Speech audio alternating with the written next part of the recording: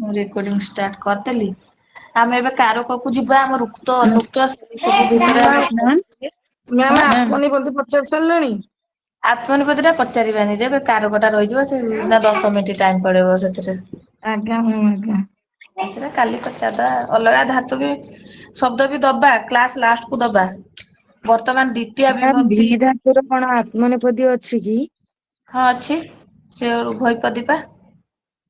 Ma'am ସେଇଟା ତ କାଇଁ ମିଳୁନି ମତେ ମୁଁ ରୂପଚନ୍ଦ୍ରିକା ନାଇଁ ମ୍ୟାମ ଦେଖିଲି ଦି ଧାତୁର ନାହିଁ। ତ କାଇଁ ଆତ୍ମନେପଦୀ ନାହିଁ ଆମେ ଦେଖିଲୁ।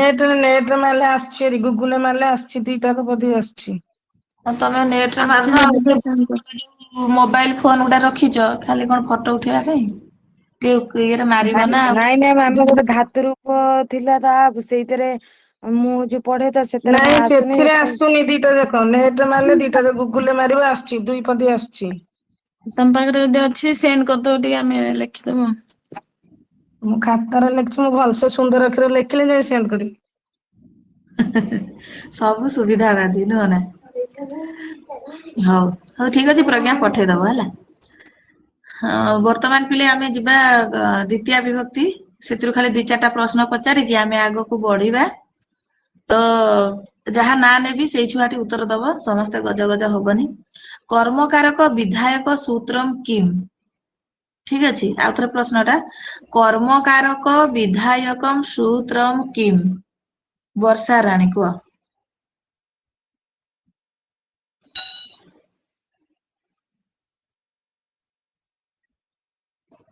ବର୍ଷାରାଣୀ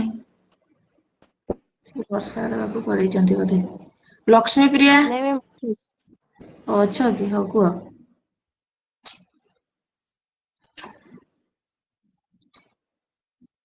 କର୍ମକାରକ ବିଧାୟକମ୍ ସୂତ୍ରମ୍ କିମ୍? କଣ ଅଛ କହିଲ ପୁଣି କୁଆଡେ ଅଦର୍ଶନ ଲୋକ ହେଇଯାଉଛ। କର୍ମଣି ଦ୍ୱିତୀୟା। କର୍ମଣୀ ଦ୍ୱିତୀୟା ଅପସନ କର୍ମଣୀ ଦ୍ୱିତୀୟା ନାହିଁ। କର୍ମକରିସିତ ତମଃ କର୍ମ କର୍ତ୍ତରିସିତ ତମଃ କର୍ମ। ସିଏ କଣ ଏଟା ପଚାରିଛି ତମଂ କର୍ମକାରକ ଏଟା କର୍ମ କଣ ବିଭକ୍ତି ସୂତ୍ର ପଚାରିଛି କି? ବିଭକ୍ତି ସୂତ୍ର କୁହାଯାଏ ନା କର୍ମକାରକ ବିଧାୟକ ସୂତ୍ର ମାନେ କୋଉ ସୂତ୍ର ଦ୍ଵାରା କର୍ମ କାରକ ଟା କରୁଛି ତା ମାନେ।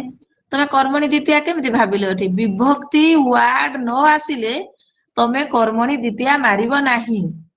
ଆଉ ସେଇ ଡିଜାଇନ ପ୍ରଶ୍ନ ଆସୁଛି ବୁଝି ହଉଛି ହୁଏତ ତମର ଏସଏସସି ଟିଜିଟି ରେ ଆସି ଆଜ୍ଞା ନପାରେ। ଏକ୍ସାମ ଗୋଟରେ ଆସୁଛି ଯେ ପର୍ଯ୍ୟନ୍ତ ବିଭକ୍ତି ୱାର୍ଡ ପ୍ରଶ୍ନରେ ତମେ ନ ପାଇବ ସେ ପର୍ଯ୍ୟନ୍ତ ତମେ ବିଭକ୍ତି ସୂତ୍ର ମାରିବ ନାହିଁ କର୍ମଣୀ ଦ୍ୱିତୀୟ ଗୋଟେ ବିଭକ୍ତି ସୂତ୍ର ନା ବିଧି ସୂତ୍ର ନା ଆଉ ସେ ଦ୍ୱିତୀୟ ବିଭକ୍ତି ବିଧାନ କରୁଛି। ପ୍ରଶ୍ନରେ ତମର ବିଭକ୍ତିର ଚିହ୍ନ ବର୍ଣ୍ଣ କିଛି ନାହିଁ। ଏଠି କଣ କର୍ମକାରକ ବିଧାୟକ କହିଲା ମାନେ କୋଉ ସୂତ୍ର ବଳରେ କର୍ମକାରକ ଟା ହଉଛି ତମେ କର୍ମକାରକ ବୋଲି କହିଲ ନା କର୍ତ୍ତୁହୁ ଇପ୍ସିତ ତମଂ କର୍ମ। ଆମେ ଏଇ ସୂତ୍ର ବଳରେ ମାନେ କର୍ତ୍ତା ଅଧିକ ଇଚ୍ଛା ଯାହାକୁ କରେ ତାଠରେ ଆମର କଣ ହବ କର୍ମ ହବ ଯେମିତି ଆମେ କହିବା ଦୁଷ୍ୟନ୍ତଙ୍କର 3 ରାଣୀ ଥିଲେ। 3ଟା ରାଣୀ ଥିଲେ କିନ୍ତୁ ତାଙ୍କର ଅଧିକ ଇଚ୍ଛା କାହାକୁ ଶକୁନ୍ତଳା ନା ଆଉ ଆର 2 ରାଣୀଙ୍କୁ କଣ ସେ ପଚାରୁଥିଲେ ସେ ବା ହଂସପାଦିକା ରାଗରେ ସେ ଗୀତ ଗାଉଥିଲା ତାଙ୍କ ସହିତ ଆଉ ସମ୍ଭୋଗ କରୁନାହାନ୍ତି ବୋଲି ପଞ୍ଚମ ଅଙ୍କରେ ପଢିଥିବ ସବୁ। ତ ସେଇଭଳିଆ ହେଲା କଥା ଯଦି ତମେ ଅଗ୍ନିମିତ୍ର ପାଖକୁ ଯିବ ମାଳବିକା ଅଗ୍ନିମିତ୍ରରେ ତାର 3ଟା ରାଣୀ ଗୋଟେ ଧାରିଣୀ ଇରାବତୀ ନାରେ କନିଷ୍ଠା ରାଣୀ ଆଉ ଜଣେ ଆସିଲା ଯୋଉ ମାଳବିକା। ତାଙ୍କର 3ଟା ରାଣୀ ଅଛନ୍ତି କିନ୍ତୁ ଅଧିକ ଇଚ୍ଛା କାହାକୁ କେବଳ ମାଳବିକା ହେଲା ତ ସେଇଟା ହଉଛି କର୍ତ୍ତୁହୁ ଇପ୍ସିତ ତମ କର୍ମ ସୂତ୍ରଟି ବୁଝଉଛି କି ତମେ କର୍ମକାରକ କୋଉଠି କରିବ ଯୋଉଠି ଅଧିକ ଇଚ୍ଛା ସିଏ ହିଁ ହବ ତମର କର୍ମକାରକ ବୁଝିପାରିଲ। ଆଜ୍ଞା ମ୍ୟାମ୍। ଯେମିତି ପୟସା ଓଦନମ ଭୁକ୍ତେ ଗୋଟେ ସୂତ୍ର ଦେଇକି ତମକୁ ବୁଝେଇଥିଲି। ପୟସା ଓଦନମ ଭୁକ୍ତେ ତାହେଲେ ଏଠି ତମେ କ୍ଷୀର ବି ଖାଇବ ତମେ ଭାତ ବି ଖାଇବ କିନ୍ତୁ ତମର ଅଧିକ ଇଚ୍ଛା କୋଉଥିରେ ଇପ୍ସିତ ତମ କୋଉଟା ମାନେ ଅଧିକ ଇଚ୍ଛା ତମ ଭାତଟା ତେଣୁକରି ଭାତର ହେଲା କର୍ମ ସଂଜ୍ଞା ତାପରେ ପୟସା ଯୋଉ ସିଏ ତୃତୀୟା ସିଏ କର୍ମ ସଂଜ୍ଞା ସେଟା ହେଇପାରିଲାନି ସିଏ ଇପ୍ସିତ କିନ୍ତୁ ସେ ଇପ୍ସିତ ତମ ନୁହଁ ତମର ଇଚ୍ଛା ଅଛି ଦୁଷ୍ୟନ୍ତଙ୍କର ଇଚ୍ଛା ଅଛି ହଂସପାଦିକା ବା ତମର ବସୁମତୀ ତାଙ୍କ ଇଚ୍ଛା ସେ ବି ରାଣୀ କିନ୍ତୁ ଆଉ ଅଧିକ ଇଚ୍ଛା କାହାଠିରେ ଶକୁନ୍ତଳା ପାଖରେ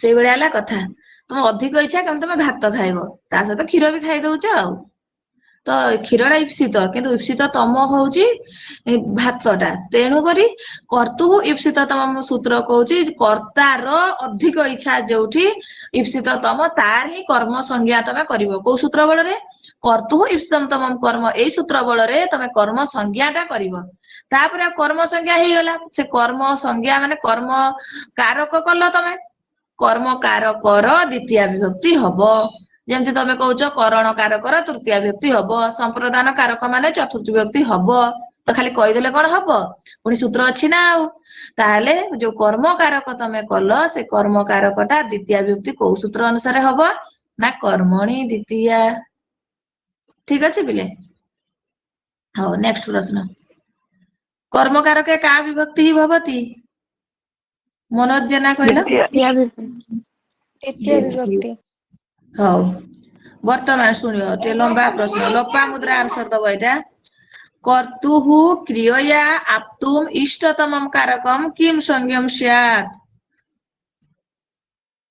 करण कर्ता कर्म संप्रदान कर्म संज्ञा वेरी गुड रामः पयसा ओदनं भुक्ते इत्यत्र किम कर्तु ईप्सिततम एना भी बुझौतली तुमको रामः पयसा ओदनं भुक्ते इत्यत्र माने एठारे कोउटा कर्तु ईप्सिततम माने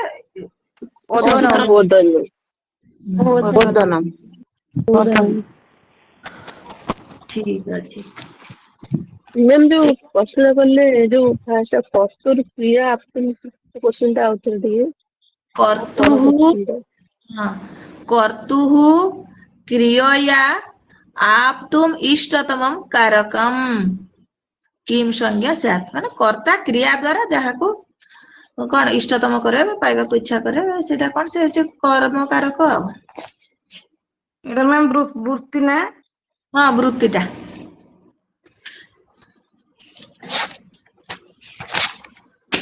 हो वर्तमान नेक्स्ट प्रश्न पचारिबी रेडी थिबो मामाली उक्ते कर्तरी विभक्ति ही स्यात् उक्ते कर्तरी को विभक्ति ही थाए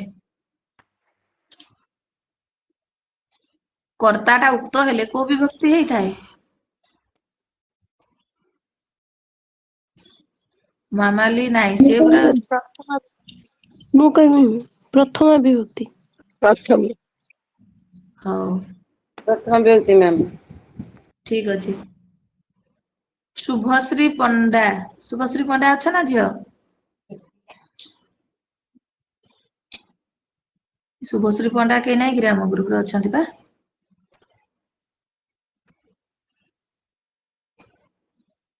पुष्पांजलि तमे कहलो अभिहिते कर्तरी विभक्ति ही डैश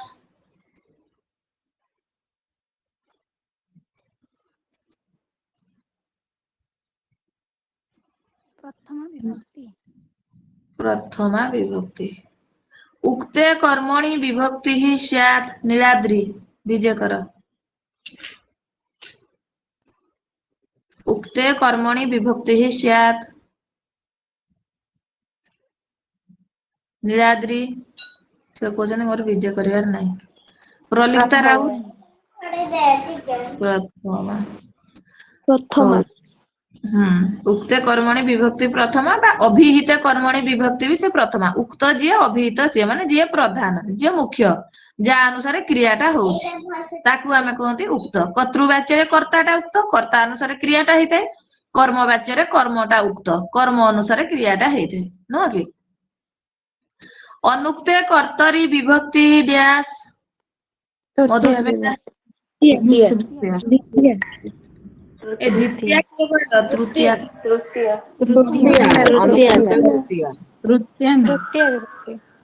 तृतीयटा राइट अनिता नाथ तमे कुह अनुक्ते कर्मणि विभक्ति ही स्यात् अनुक्त कर्मणि को विभक्ति हो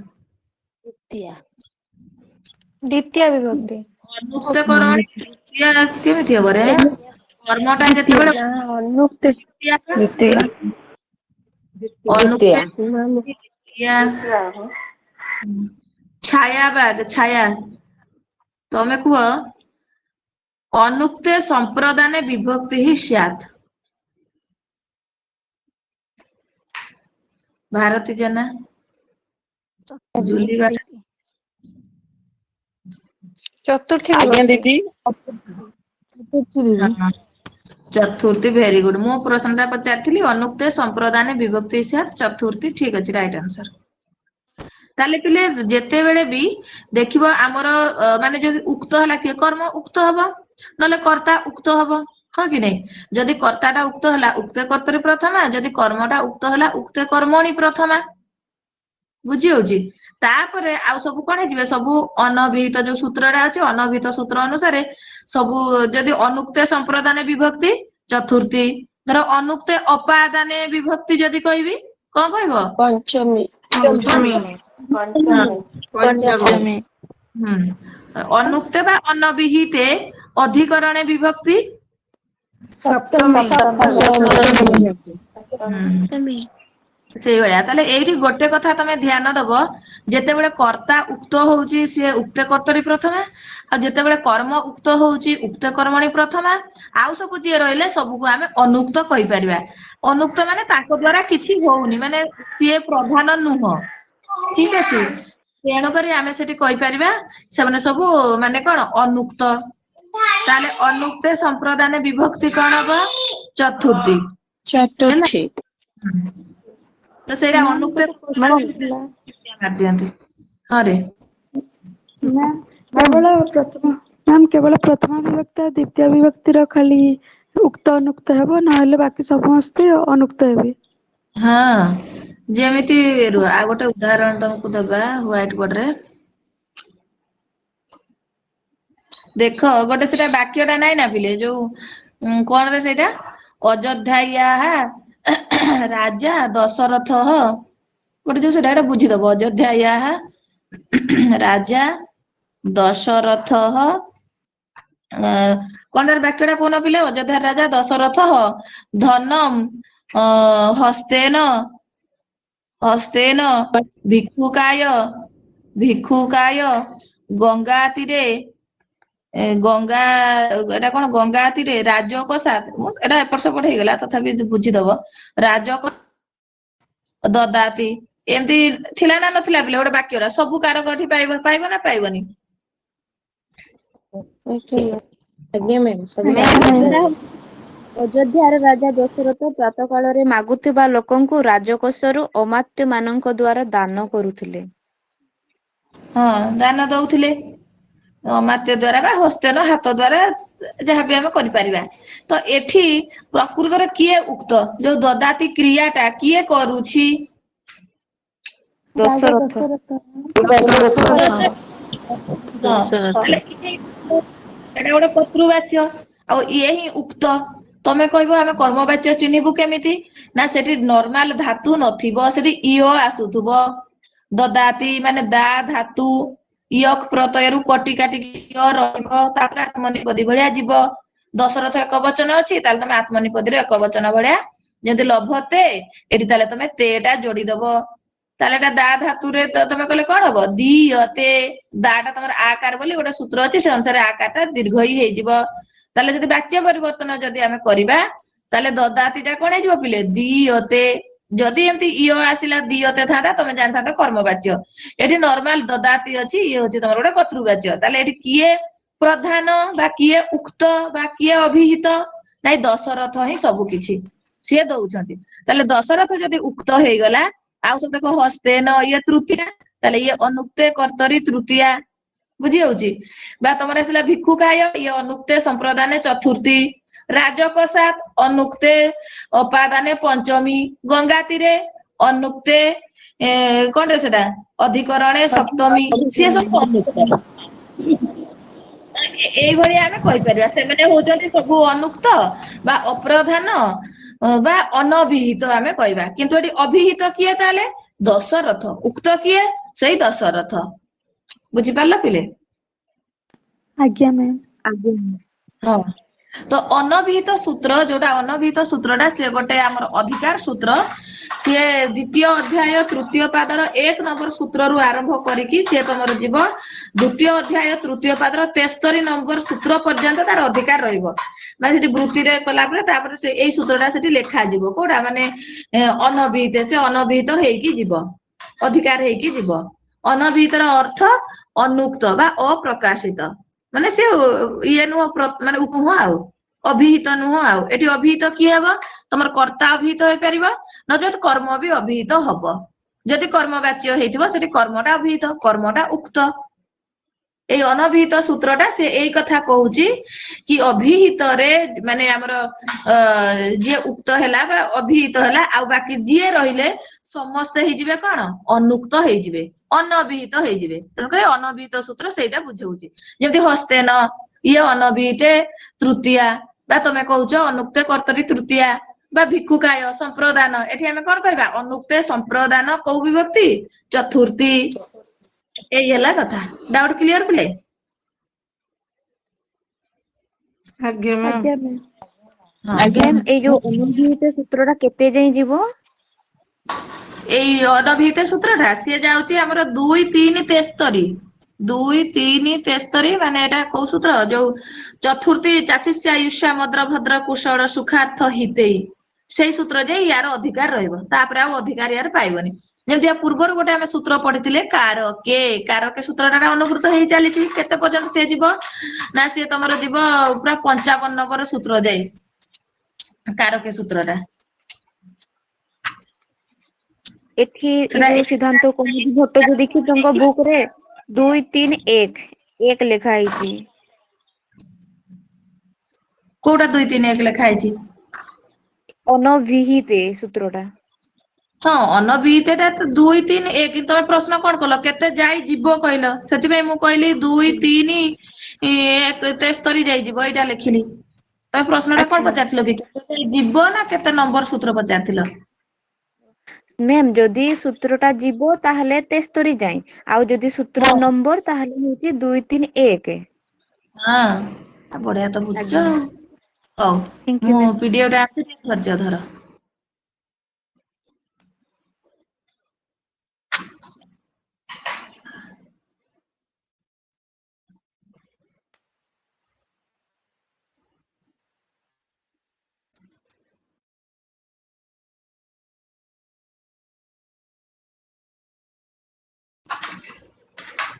ଦେଖ ଆସିଗଲା, ସମସ୍ତଙ୍କୁ ସ୍କ୍ରିନ୍ ଶୋ କରୁଛି ପିଲେ? ଆଜ୍ଞା ମ୍ୟାମ୍। ଆଜ୍ଞା ଆଜ୍ଞା ମ୍ୟାମ୍। ହୁଁ। ତାହେଲେ ପିଲେ ଆମେ ଏଇଠି ଆଉ ଗୋଟେ କଥା ସ୍ପଷ୍ଟ ତମକୁ କରିଦବାକୁ ମୁଁ ଚାହୁଁଛି। କର୍ତ୍ତା ଟା କୋଉଠି କୋଉଠି ଉକ୍ତ ହବ ହେଲା, ଉକ୍ତ ହବ ବା ପ୍ରଧାନ ହବ, ବା ତାକୁ ଆମେ କହୁଛନ୍ତି ଅଭିହିତ ହବ। ଆମେ ଯୋଉଟା ଯିଏ ଉକ୍ତ ତାର ଅନ୍ୟ ନାମ କଣ? ଅଭିହିତ, ହଁ କି ନାଇଁ? ଅଭିହିତ ବା ସିଏ ହିଁ ପିଲେ ପ୍ରଧାନ, ସିଏ ହିଁ ପ୍ରଧାନ, ମାନେ ତା ଅନୁସାରେ କ୍ରିୟାଟା ହବ। ଆଉ କେହି କ୍ରିୟା ତମେ କରିପାରିବ ନାହିଁ ସେଠି, ତା ଅନୁସାରେ କ୍ରିୟାଟା ହବ। ହଉ, ଯେମିତି ଦେଖ ଏଠି ଉକ୍ତ, ତାହେଲେ କର୍ତ୍ତା ଟା କୋଉଠି କୋଉଠି ଉକ୍ତ ହବ? ନା କର୍ତ୍ତୃବାଚ୍ୟରେ ଉକ୍ତ ହବ। ଯେମିତି କିି ରାମ ବିଦ୍ୟାଳୟମ୍ ଗଚ୍ଛତି, ଏଠି ରାମଟା ହଉଛି କର୍ତ୍ତା, ଏଟା କର୍ତ୍ତୃବାଚ୍ୟ, ରାମ ଉକ୍ତ, ରାମ ଅନୁସାରେ ଗଚ୍ଛତି, ଗଚ୍ଛତି କ୍ରିୟାଟା କିଏ କରୁଛି? ରାମ କରୁଛି। ଏଠି ତାହେଲେ ମୁଖ୍ୟ କିଏ? ପ୍ରଧାନ କିଏ? ଉକ୍ତ କିଏ? ନା ରାମ। ତାହେଲେ କର୍ତ୍ତାଟା ଆମର କର୍ତ୍ତୃବାଚ୍ୟରେ ପ୍ରଥମା ହବ, ଆଉ ମାନେ ପ୍ରଥମା ଉକ୍ତ ହବ ବା ଅଭିହିତ ହବ, ଆଉ ଅଭିହିତ ଉକ୍ତ ହେଲା ମାନେ ତାର ପ୍ରଥମା ବିଭକ୍ତି ହବ। ଆଉ କୋଉଠି ହବ?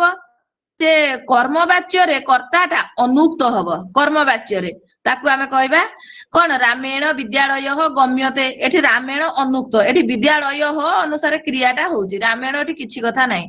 ତେଣୁକରି କର୍ମବାଚ୍ୟରେ କର୍ତ୍ତାଟା ଅନୁକ୍ତ ହଉଛି, ଆଉ କର୍ତ୍ତା ଯେତେବେଳେ ଅନୁକ୍ତ ହବ ସେଠି ତୃତୀୟା ବିଭକ୍ତି ହବ।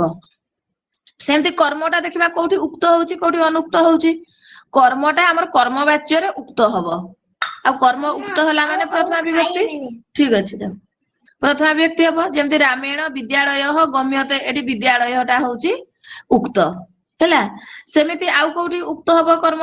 ନା କର୍ତ୍ତୃବାଚ୍ୟରେ ସେ ଉକ୍ତ ହବନି, ଅନୁକ୍ତ ହେଇଯିବ। ଏଇଟା ଯେମିତି କର୍ତ୍ତୃବାଚ୍ୟ, ଦେଖ ରାମ ବିଦ୍ୟାଳୟ ଗଚ୍ଛତି, ଏଠି ବିଦ୍ୟାଳୟ ଟା କର୍ମ, ତାହେଲେ କୋଉ ଭଳିଆ କର୍ମ? ଅନୁକ୍ତ କର୍ମ, ଅନୁକ୍ତେ କର୍ମଣି ଦ୍ୱିତୀୟା।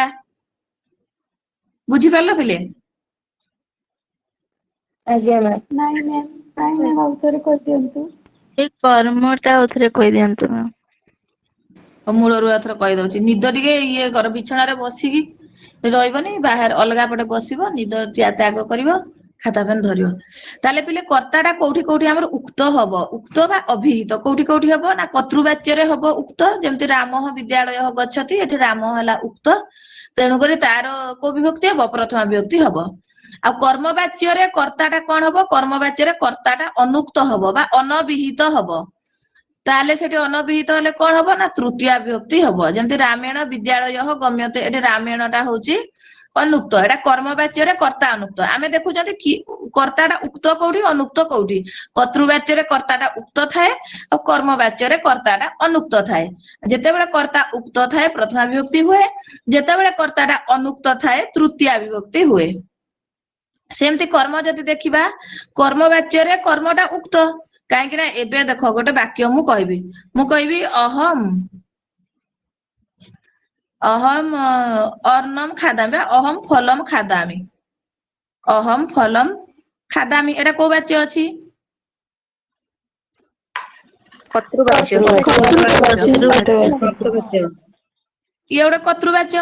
ତାହେଲେ ଏଠି କର୍ତ୍ତା ପ୍ରଧାନ, ମାନେ ଖାଇବା କ୍ରିୟାଟା କିଏ କରୁଛି, ମୁଁ କରୁଛି, ତେଣୁକରି ଅହମ, ଅହମ ହେଲା ଏଟା କର୍ତ୍ତୃବାଚ୍ୟ। ତାହେଲେ କର୍ତ୍ତୃବାଚ୍ୟ ମାନେ କୋଉ ବିଭକ୍ତି ନା ପ୍ରଥମା ବିଭକ୍ତି, ଇଏ ହିଁ ତମର ଅଭିଳଷିତ ବା ଇଏ ହିଁ ତମର ଅଭିହିତ, ଇଏ ହିଁ ଉକ୍ତ।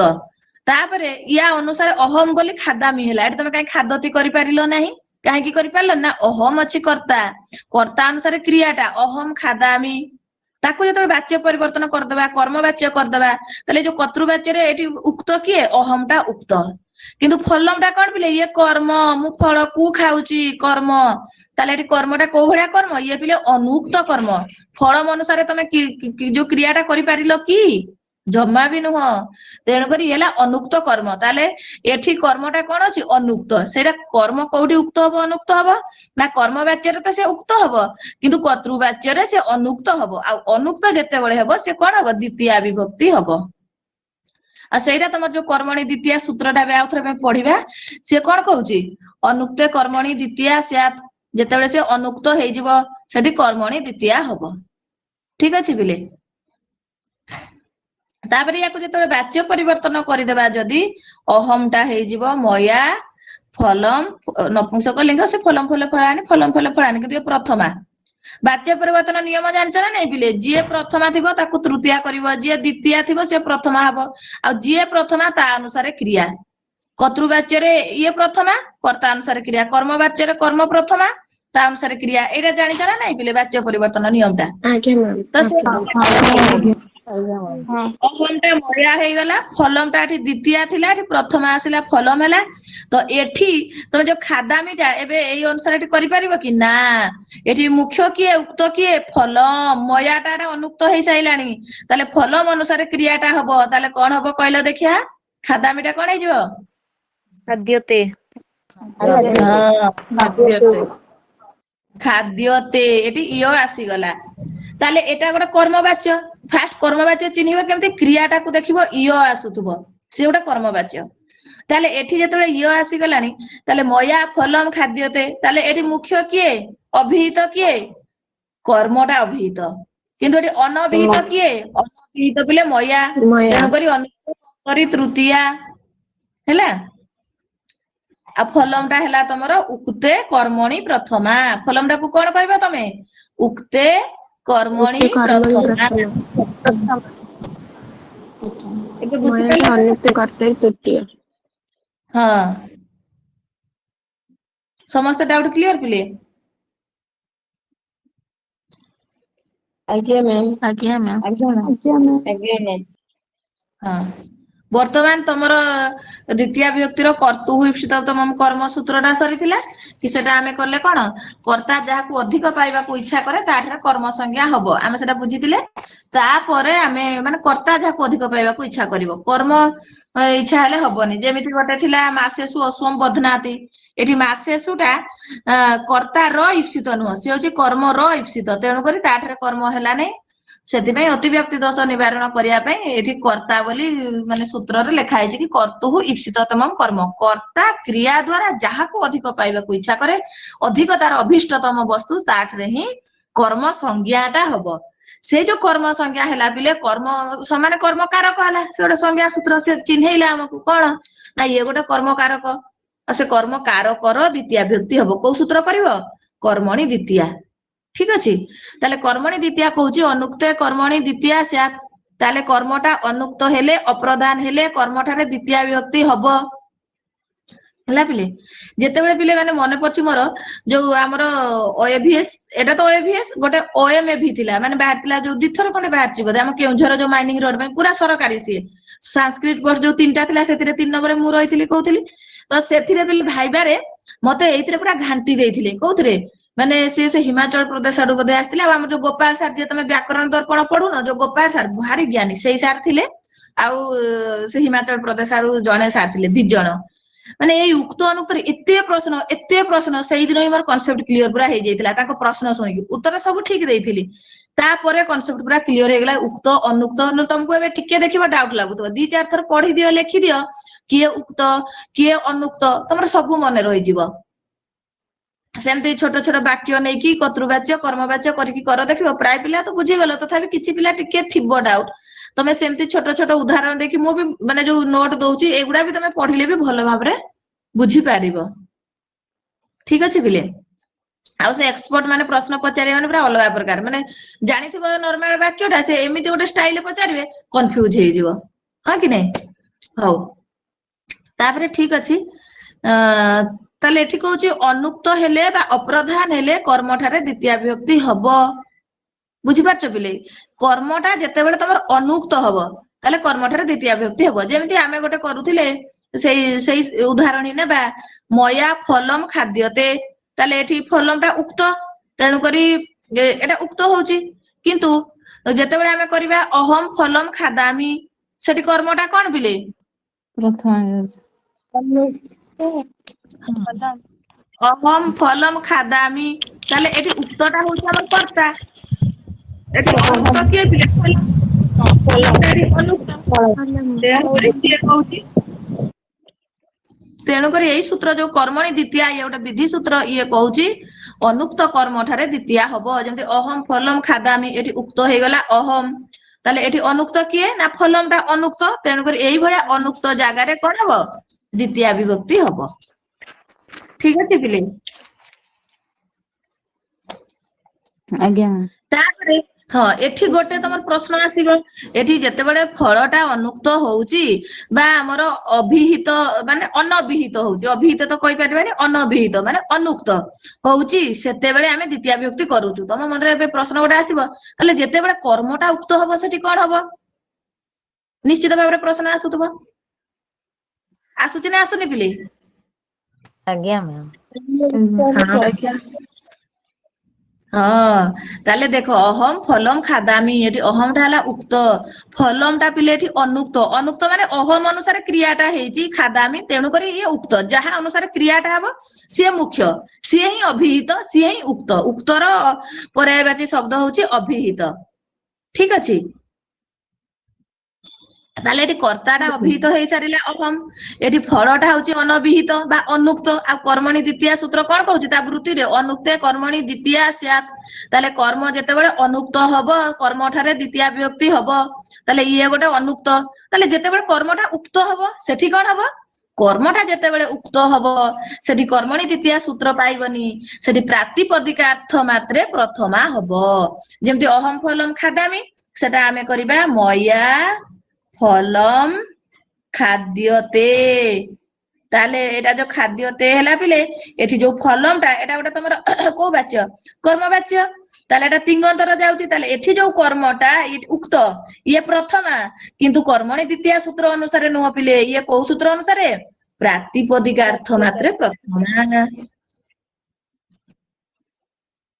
କିଏ ବୁଝିପାରିଲନି ଯଦି କୁହ ମ୍ୟାମ୍ କେମିତି ଜାଣିବା ଯେ ଏଇଟା ପ୍ରାତିପଦିକାର୍ଥ ପ୍ରଥମା ବୋଲି ତମେ ଦେଖିବ ସେଟା କର୍ମବାଚ୍ୟ ହେଇଥିବ ଏଠି ତମର ତିଙ୍ଗନ୍ତ ଲାଗିଥିବ ମାନେ ଇୟ ଆସୁଥିବ ତାପରେ ଆଗକୁ ଏବେ ପଢେଇବି ତଦ୍ଧିତ କୃଦନ୍ତ ଆଉ ଗୋଟେ ସମାସ ସେଇଭଳିଆ 4ଟା ଜାଗାରେ କର୍ମଟା ଆମର ଉକ୍ତ ହବ ଗୋଟେ ହେଲା ତିଙ୍ଗନ୍ତ ଗୋଟେ ହେଲା କୃଦନ୍ତ ଗୋଟେ ତଦ୍ଧିତ ଗୋଟେ ସମାସ ଏବେ ଉଦାହରଣ ସବୁଗୁଡାକ ଦେବି ତ ସେଇ 4ଟା ଜାଗାରେ କର୍ମଟା ଆମର ଉକ୍ତ ହବ ଆଉ ଯେତେବେଳେ କର୍ମଟା ଉକ୍ତ ହଉଛି ସିଏ ଆମର ପ୍ରଥମା ହଉଛି ଯିଏ ଉକ୍ତ ସିଏ ପ୍ରଥମା ଏଇଟା ଜାଣିଛ କି ନାଇଁ ଯିଏ ପ୍ରଧାନ ସିଏ ପ୍ରଥମା ହଁ କି ନାଇଁ କର୍ତ୍ତା ପ୍ରଧାନ ହେଲେ କର୍ତ୍ତା ପ୍ରଧାନ ହେଲେ କର୍ତ୍ତା ପ୍ରଥମା କର୍ମ ପ୍ରଧାନ ହେଲେ କର୍ମ ପ୍ରଥମା ଯେମିତି ଆମେ ଆଜ୍ଞା କରୁଥିଲେ ଧର ରାମ ବିଦ୍ୟାଳୟମ୍ ଗଚ୍ଛତି ଦ୍ୱିତୀୟା, ଇଏ କିନ୍ତୁ କଣ ବିଦ୍ୟାଳୟମ୍ ଟା କଣ ପିଲେ ଅନୁକ୍ତ କର୍ମଣି ଦ୍ୱିତୀୟା ହେଇଛି ଗଚ୍ଛତି। ଯେତେବେଳେ ରାମେଣ ବିଦ୍ୟାଳୟ ଗମ୍ୟତେ କରୁଛନ୍ତି, ବିଦ୍ୟାଳୟ ଟା ପ୍ରଥମା ନା ନାଇଁ ପିଲେ, ବିଦ୍ୟାଳୟ ପ୍ରଥମା, କିନ୍ତୁ ସେ ଗୋଟେ କର୍ମ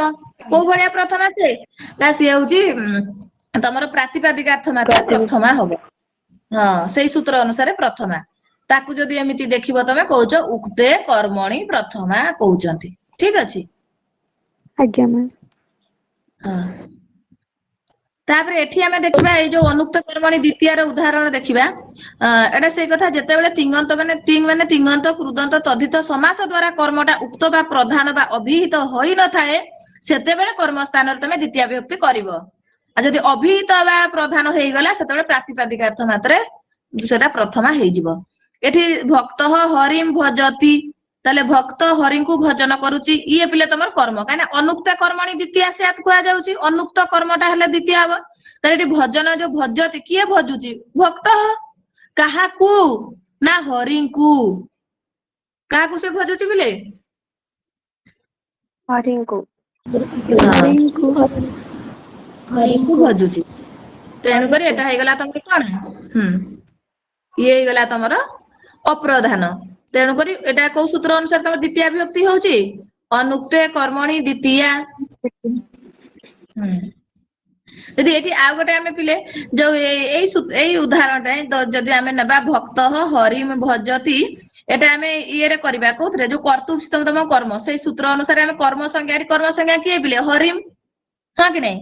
ଏଟା ବି ସେଥିରେ ବି ତମର ଯାଇପାରିବ, ଭକ୍ତ ହରିମ ଭଜତି, ସେ ଯୋଉ କର୍ତ୍ତୃ କର୍ମ, ସେ ସୂତ୍ରଟା ତ ତମେ ଜାଣିଛ, ସେ ଗୋଟେ କର୍ମ ସଂଜ୍ଞା କରୁଛି।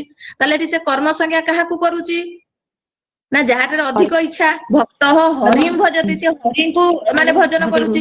କାହିଁକି ନା ସିଏ ହୁଏତ ଶିବଙ୍କୁ ବି ଭଜନ କରିପାରିଥାନ୍ତା, କିମ୍ବା ଆଉ କାହାକୁ ବି ସେ ଭଜି ପାରିଥାନ୍ତା, କାହିଁକି କଲାନି ନା ତାର ହରି ପାଖରେ ଅଧିକ ମନ, ତେଣୁକରି ସେ ହରିଙ୍କୁ ଭଜନ କରୁଛି। ତମେ ଧର ରାତି ଅଧରେ ଲାଇଟ୍ ଅଫ୍ କରି ସେ କରି ଅନ୍ଧାରରେ ତମେ ଯାହା କଥା ଭାବୁଛ, ତମେ ନିଜେ ଜାଣିଥିବ କାହା କଥା ଭାବୁଛ, ତ ତମର ଅଧିକ ଇଚ୍ଛା କାହାଠାରେ, ତାଙ୍କ ଠାରେ।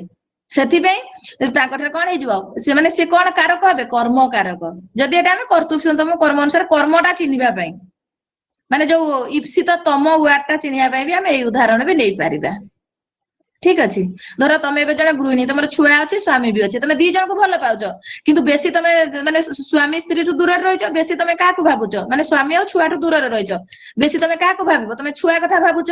ତାହେଲେ ତମର ଇପ୍ସିତ ସ୍ୱାମୀ, କିନ୍ତୁ ଇପ୍ସିତ ତମ କିଏ, ତମ ଛୁଆ। ତେଣୁକରି ଛୁଆ ପାଖରେ ହେଇଯିବ କର୍ମକାରକ। ସେ କର୍ମକାରକଟା କୋଉ ସୂତ୍ର କରିବ, କର୍ତ୍ତୁଃ ଇପ୍ସିତତମଂ କର୍ମ। ଆଉ କର୍ମ କାରକର କୋଉ ବିଭକ୍ତି ହବ ପିଲେ, ଦ୍ୱିତୀୟା ବିଭକ୍ତି ହବ। କିଏ କରିବ, କର୍ମଣି ଦ୍ୱିତୀୟା। ଏବେ ଡାଉଟ କ୍ଲିୟର ହେଇଗଲା ନା। ଆଜ୍ଞା ଆଜ୍ଞା ମ୍ୟାମ୍। ହଉ, ତାପରେ ଏଇଟା ଯୋଉ ଭକ୍ତ ହରିମ ଭଜତି, ଏଠାରେ କର୍ମ ହଉଛି ହରି।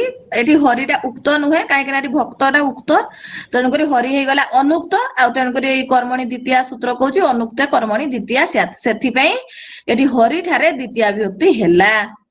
ତାପରେ ଶଙ୍କା ଆସିଲା, ଅଭିହିତେ କିମ୍।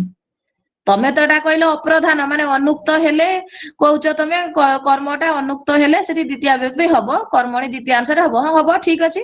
ଯେତେବେଳେ କର୍ମଟା ଅଭିହିତ ହେଇଯିବ, ସେଠି ଆମେ କଣ କରିବା, ତାତ୍ପର୍ଯ୍ୟ ମାନେ ଏଠି ତାତ୍ପର୍ଯ୍ୟ ପଚରା ଯାଉନି, ଅଭିହିତ କିମ୍, ଆମକୁ ବୁଝାଅ ଅଭିହିତରେ କଣ ହବ। କର୍ମଟା ଯେତେବେଳେ ଉକ୍ତ ହବ, ସେଠି ଆମେ କଣ କରିବୁ।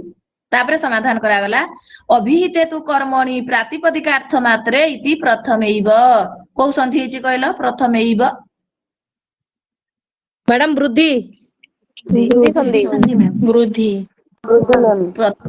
ପ୍ରଥମା ଯୁକ୍ତ ହେବ ପ୍ରଥମେ, ଭେରି ହଁ। ତାହେଲେ ଏଠି କୁହାଯାଉଛି, ଯେତେବେଳେ କର୍ମଟା ଉକ୍ତ ହବ ବା ଅଭିହିତ ହବ, ସେତେବେଳେ କର୍ମ ଠାରେ ପ୍ରାତିପଦିକାର୍ଥ ମାତ୍ରେ ପ୍ରଥମା ବିଭକ୍ତି ହବ। ସେଠି କୋଉ ବିଭକ୍ତି ହବ, ପ୍ରଥମା ବିଭକ୍ତି ହବ କର୍ମଟା, ସେଠି ଆଉ ଦ୍ୱିତୀୟ ବିଭକ୍ତି ହବ ନାହିଁ। ଯେତେବେଳେ କର୍ମଟା ଅନୁକ୍ତ ହେଇଥିବ, ସେଠି ତମେ ଦ୍ୱିତୀୟ ବିଭକ୍ତି କରିବ, କର୍ମଣି ଦ୍ୱିତୀୟା ଅନୁସାରେ ଦ୍ୱିତୀୟ ବିଭକ୍ତି କରିବ। ଆଉ ଯୋଉଠି କର୍ମଟା ଉକ୍ତ ହବ, ସେଠି ପ୍ରାତିପଦିକାର୍ଥ ମାତ୍ରେ ପ୍ରଥମା ହବ।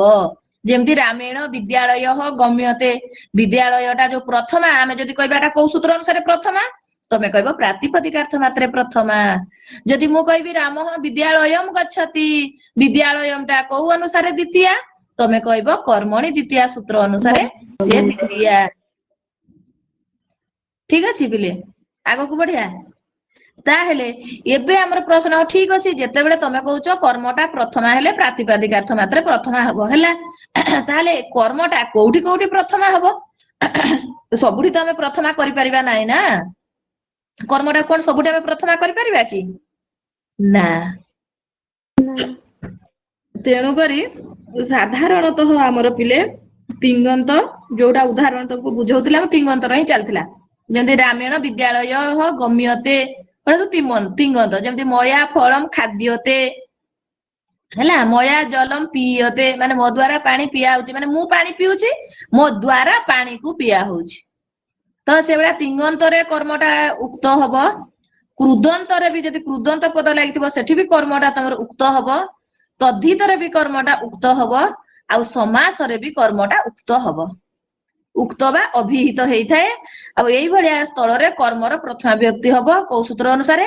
ପ୍ରାତିପଦିକାର୍ଥ ମାତ୍ରେ ପ୍ରଥମାରେ ହବ। ଠିକ ଅଛି। ପ୍ରଥମ ଫାଷ୍ଟ ଟିକେ ବୁଝେଇଲେ ମ୍ୟାଡାମ। କୋଉଟା ବୁଝେଇବି? ଉକ୍ତେ କର୍ମ ଆଉ ଥରେ କହିଲ ଝିଅ। ଉକ୍ତେ କର୍ମଣି ପ୍ରଥମା। ଉକ୍ତ କର୍ମ କଥା, ସେଇ ଉକ୍ତ କର୍ମଣି ପ୍ରଥମେ ତ ଏତେ ସମୟ ବୁଝେଇଲେଣି, ତମେ ଏତେ ଲେଟରେ ଜଏନ ହେଲ ବୋଧେ। ଆଜ୍ଞା ମ୍ୟାଡାମ। ହଁ ସେଇଟା ହେଲା କଥା, ମୁଁ ଠିକ ଜାଣିଛି। କାହିଁକି ଲେଟରେ ଜଏନ ହେଲ?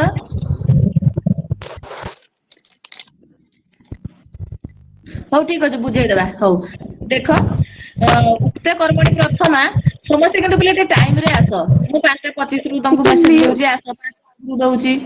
ହଁ ମୁଁ ମ୍ୟୁଟ କରିଦଉଛି। ତ ତମେ ମ୍ୟୁଟ ଟିକେ କର। ଟାଇମଲି ଆସିଲେ ଠିକ ହବ ନା। ଆଉ ତମେ ପୁରା ସେ ତମେ ଯେମିତି ଆସୁଛ ନା, ଯେତେବେଳକୁ ଆମ ଯୋଉ ଆମେ ଇତିହାସକୁ ଯଦି ଯିବା, ସେ ଯୋଉ ରାଣୀ ଭିକ୍ଟୋରିଆ ନୁହଁ କଣ ସେ ରାଣୀଙ୍କ ନା, ଲଣ୍ଡନରୁ ଯୋଉ ଆସିଲେ ଭାରତକୁ, ସିଏ ବି ସେମିତି ଆସିନଥିବେ ରାଣୀ ହେଇକି। ତମେ ପୁରା ରାଣୀ ଭଳିଆ ପୁରା ଆସୁଛ ମାନେ ଆମେ କାହିଁକି ଶବ୍ଦ ରୂପ ଶୁଣିବୁ, ଧାତୁ ଶୁଣିବୁ, ପ୍ରଶ୍ନ ଶୁଣିବୁ? ଆମେ ଏଠି କ୍ଲାସ ଷ୍ଟାର୍ଟ ହବ, ଠିକ ମ୍ୟାଡାମ 2-3ଟା ପଢେଇ ସାରିବେ, ଏଣ୍ଟ୍ରି ମାରିବୁ, କହିବୁ ଏଇଟା ବୁଝାଅ, ସେଇଟା ବୁଝାଅ, ସେଇଟା ବୁଝାଅ। ହଉ ସେମିତି କିନ୍ତୁ କରିବନି ପିଲେ, ତମେ ଶୀଘ୍ର ଟିକେ ଉଠିଯାଅ। କାହିଁକି ନା ତମେ ଜାଣିଛ ବିଦ୍ୟାର୍ଥୀର 5 ଲକ୍ଷଣ କଣ? କାକ ଚେଷ୍ଟା, ବକ ଧ୍ୟାନ, ଗୃହ ତ୍ୟାଗୀ, ଅଳ୍ପହାରାରୀ, ଶ୍ୱାନ ନିଦ୍ରା। ସେ 5ଟା ଚେଷ୍ଟା ଭିତରେ ଗୋଟେ ଯାଉଛି ଶ୍ୱାନ ନିଦ୍ରା। କୁକୁର ଭଳିଆ ଶୋଇବ ତମେ, ହଠାତ୍ କି ମାନେ ଚଟପଟ ଉଠି ପଡିବ, ବେଶୀ ଶୋଇବ ନାହିଁ। ତମେ ଏବେ ବିଦ୍ୟାର୍ଥୀ। ଏଇ 5ଟା ଲକ୍ଷଣ ରହିଲେ ତମେ ଉତ୍ତମ ବିଦ୍ୟାର୍ଥୀ ହବ। କାଉ ଭଳିଆ ଚେଷ୍ଟା କରିବ। କେମିତି ସେ ଚେଷ୍ଟା କରିକି ପାଣି ପିଇଥିଲା, ବା କାକ ସ୍ନାନ କୁହାଯାଉଛି, କେମିତି ଫଟାଫଟ ସେ ଗାଧେଇ ଦଉଛି ହେଲା। ବକ ଧ୍ୟାନ, ବଗ କେମିତି ଧ୍ୟାନରେ ପୁରା ରହୁଛି ମାଛ ଖାଇବ ବୋଲି, ସେମିତି ପାଠଟାକୁ ତମେ ଧ୍ୟାନ ଦବ। ତାପରେ ଆଉ ଗୋଟେ କଣ ନା ଅଳ୍ପହାରାରୀ, ଅଳ୍ପ ଖାଇବ, ବେଶୀ ଖାଇଦବନି ହେଲା, ଯାହା ଫଳରେ କି ଗଧ ନିଦ୍ରା ହେଇଯିବ ତମର। ଶ୍ୱାନ ନିଦ୍ରା ବଳରେ ଗଧ ନିଦ୍ରା କରିବ, ଜମା କରିବନି ପିଲେ। ଆଉ ଗୋଟେ ଗୃହ ତ୍ୟାଗୀ, ଗୃହ ତ୍ୟାଗୀ ମାନେ ଘର ଛାଡିକି ବିଦ୍ୟାଳୟରେ ପଢବା ଅଲଗା ରୁହ, ସେଇ କଥା, କିନ୍ତୁ କିଛି ନାହିଁ, ଘରେ ଥାଇକି ବି ତମେ ପଢିପାରିବ। ତ ଏଇଭଳିଆ 5ଟା ଲକ୍ଷଣ ଯଦି ରହିବ, ତମେ ଜଣେ ଉତ୍ତମ ବିଦ୍ୟାର୍ଥୀ। ହଉ, ଆମ ଛୁଆଟିର ପ୍ରଶ୍ନ ଥିଲା ଉକ୍ତେ କର୍ମଣି ପ୍ରଥମା।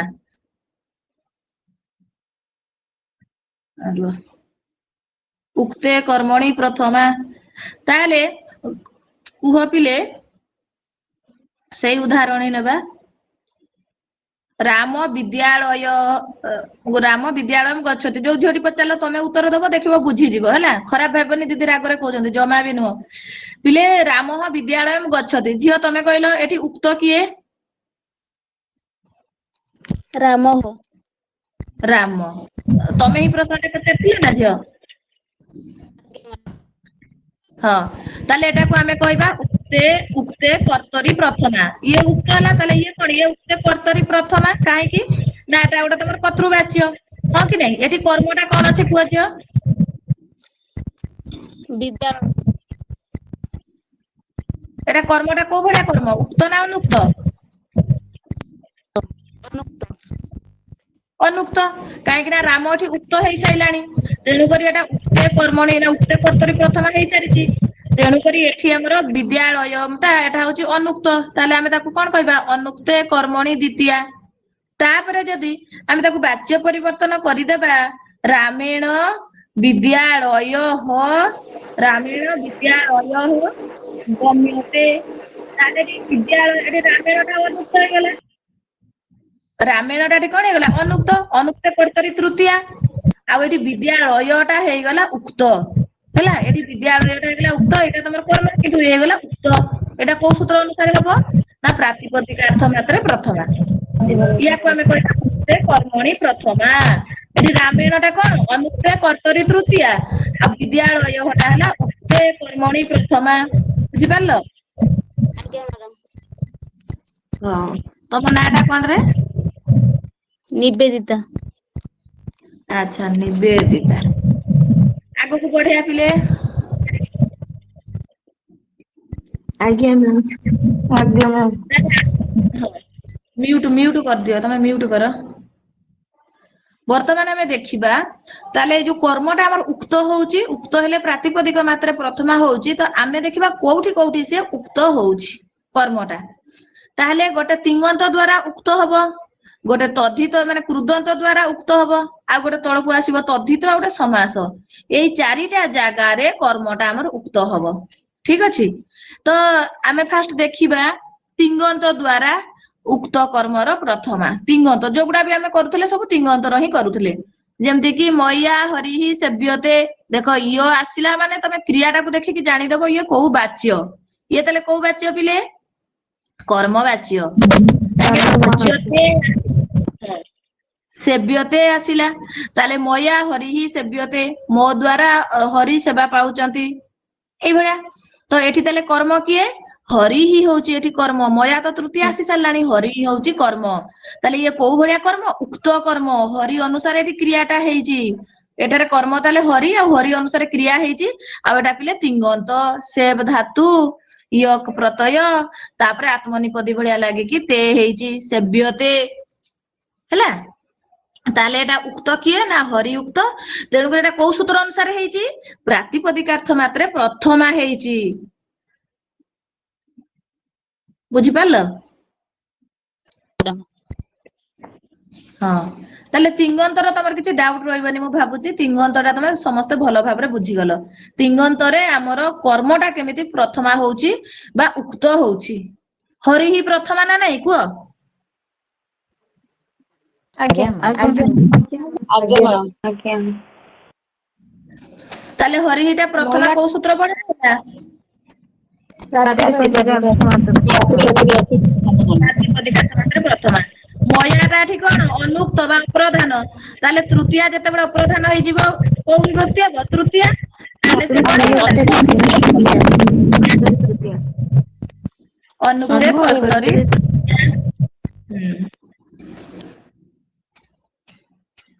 ଠିକ ଅଛି ସେମିତି ବର୍ତ୍ତମାନ କୃଦନ୍ତ ଦ୍ଵାରା ଯିବା ଏଇଟା ମନେ ରଖିବ ତମେ ଯୋଉ ପାସେଜ ଗୁଡା କରିବ ଏଇଭଳିଆ ତମେ କ୍ରିୟା ଦେଖିକି ହିଁ ଜାଣିବ ସିଏ ଖାଲି ଏମିତି ଗୋଟେ ହରି ତଳେ ଗାର ଦେଇଦବ ପଚାରିବ ଉକ୍ତେ କର୍ତ୍ତରି ପ୍ରଥମା ଅନୁକ୍ତେ କର୍ମଣି ପ୍ରଥମା ନା ଉକ୍ତେ କର୍ମଣି ପ୍ରଥମା ନା ଅନୁକ୍ତେ କର୍ତ୍ତରି ତୃତୀୟା ଏମିତି କିଛି ବି ଏପଟ ସେପଟ ଦବ ତମେ ଜାଣିଛ ଏଟା ଗୋଟେ ତିଙ୍ଗନ୍ତ ତେଣୁକରି ତିଙ୍ଗନ୍ତ ଦ୍ଵାରା ଏଠି କର୍ମଟା ପ୍ରଧାନ ହେଇଛି ଉକ୍ତ ହେଇଛି ତେଣୁକରି ଏଟା ହବ ହରିଟା ହବ ଉକ୍ତେ କର୍ମଣି ପ୍ରଥମା ସେଠି ଉକ୍ତେ କର୍ତ୍ତରି ପ୍ରଥମା ମାରିବନି ହରି ହିଁ ଦେଖିକି କର୍ତ୍ତରି ପ୍ରଥମା ମାରିବନି ଇଏ କୋଉ ଭଳିଆ ପ୍ରଥମା ଇଏ କର୍ମଣି ପ୍ରଥମା ବୁଝିଲ ଆଜ୍ଞା ମ୍ୟାମ୍ ହ୍ୟାଲୋ ମ୍ୟାମ୍ କୃଦନ୍ତ ଦ୍ଵାରା ମ୍ୟାମ୍ ତିଙ୍ଗନ୍ତଟା ଟିକେ ଆଉ ଟିକେ କହିଦିଅନ୍ତୁ ତିଙ୍ଗନ୍ତଟା ତମେ ଯେତେବେଳେ ବାଚ୍ୟ ପରିବର୍ତ୍ତନ କରୁଛ ତମେ ଧର ତମେ ପଢୁଛ ତମ ନାଁ କଣ କୁହ ମ୍ୟାମ୍ ତୃପ୍ତିମୟୀ ନିବେଦିତା ଟିକେ ମ୍ୟୁଟ କର ସେ ନିବେଦିତାର ବେଶୀ ମାନେ ଟିକେ ଇଏ ହଉଛି ନାଇଁ କି ଧର ତୃପ୍ତି ତୃପ୍ତି ପାଠମ ପଠତି ତୃପ୍ତି ପାଠମ ପଠତି ହେଲା ତୃପ୍ତିମ ପାଠମ ପଠତି ଏଠି ଦେଖ ଏଠି ତୃପ୍ତି ହିଁ କରିଦବା ବିସର୍ଗ ଦେଇଦବା ନା ବିସର୍ଗ ରହିବନି ପିଲେ ହର୍ଷେଇକାରାନ୍ତ ସ୍ତ୍ରୀଲିଙ୍ଗ ମତି ହିଁ ରହୁଛି ବିସର୍ଗ ତାହେଲେ ଏଠି ତୃପ୍ତି ହିଁ ପାଠମ ପଠତି ଏଠି ତାହେଲେ ଉକ୍ତ କିଏ ପ୍ରଧାନ କିଏ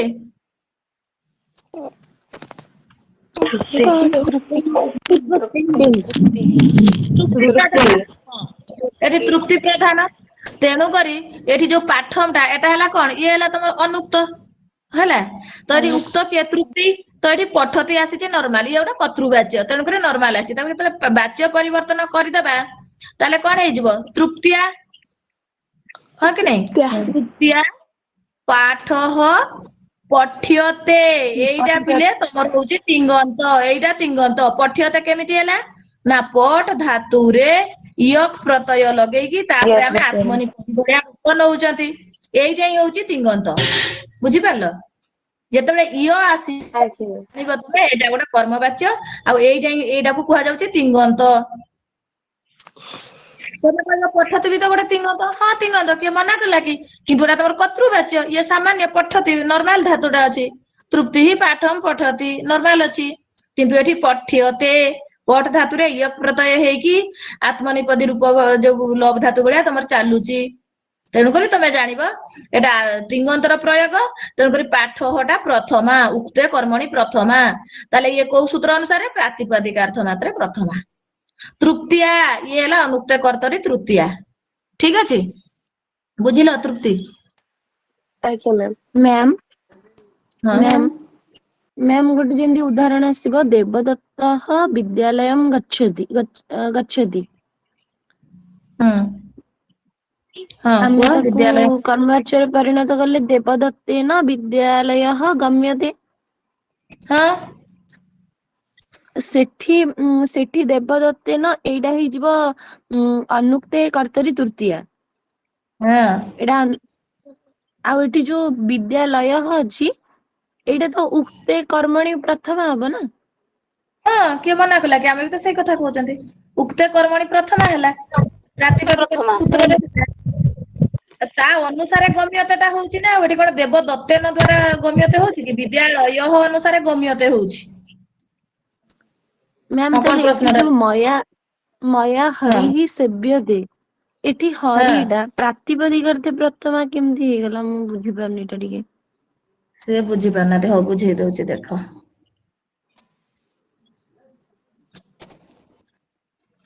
ମୟା କଣ ଥିଲା ରେ ଏଟା ଆମର? ଓହୋ ହରି ଏଇଟା ମୟା ହରି ସେବ୍ୟତେ, ହଁ ଦେଖ। ମୟା ହରିଃ ସେବ୍ୟତେ, ଏଟା ତମର କର୍ମ ବାଚ୍ୟରେ ଅଛି। ଯଦି ଆମେ ତାକୁ ଫାଷ୍ଟ କର୍ତ୍ତୃବାଚ୍ୟକୁ ଆଣିବା କଣ ହବ ପିଲେ? ଅହମ ହରିମ୍, ଏଟା ହରିଂ ହରି ହିଁ ଅଛି। ସେବାମି ହରିಂ ସେବତେ ସେବେତେ ସେବନ୍ତେ ସେବେ ସେବେ ହବ ନା ଅହମ ଅଛି ପରା? ହଁ ସେବେ ଅହମ୍ ହରିମ୍ ସେବେ। ସେବେ ହଁ ଅହମ ହରିମ ସେବେ, ମୁଁ ହରିଙ୍କୁ ସେବା କରୁଛି। ଠିକ ଅଛି, ଏଠି ଉକ୍ତ କିଏ? ଅହମ ଟା ଉକ୍ତ। ଉକ୍ତ କର୍ତ୍ତରୀ ପ୍ରଥମା, ୟା ଅନୁସାରେ ତମେ ସେବେ କଲ। ତମେ ଏଠି ସେବତେ କଲ କି? ନା ଅହମ ହରିମ ସେବେ, ମୁଁ ହରିଙ୍କୁ ସେବା କରୁଛି। କଲ କି ନାଇଁ ପିଲେ? ଏଇଟା ହଁ କି ନାଇଁ କୁହ? ଆଜ୍ଞା ମ୍ୟାମ୍। ଆଜ୍ଞା ମ୍ୟାମ୍। ହଁ ଆଜ୍ଞା ହରିମ ଅଛି, ହରିମ ଅଛି, ମୁଁ ହରି ସେବା କରୁଛି।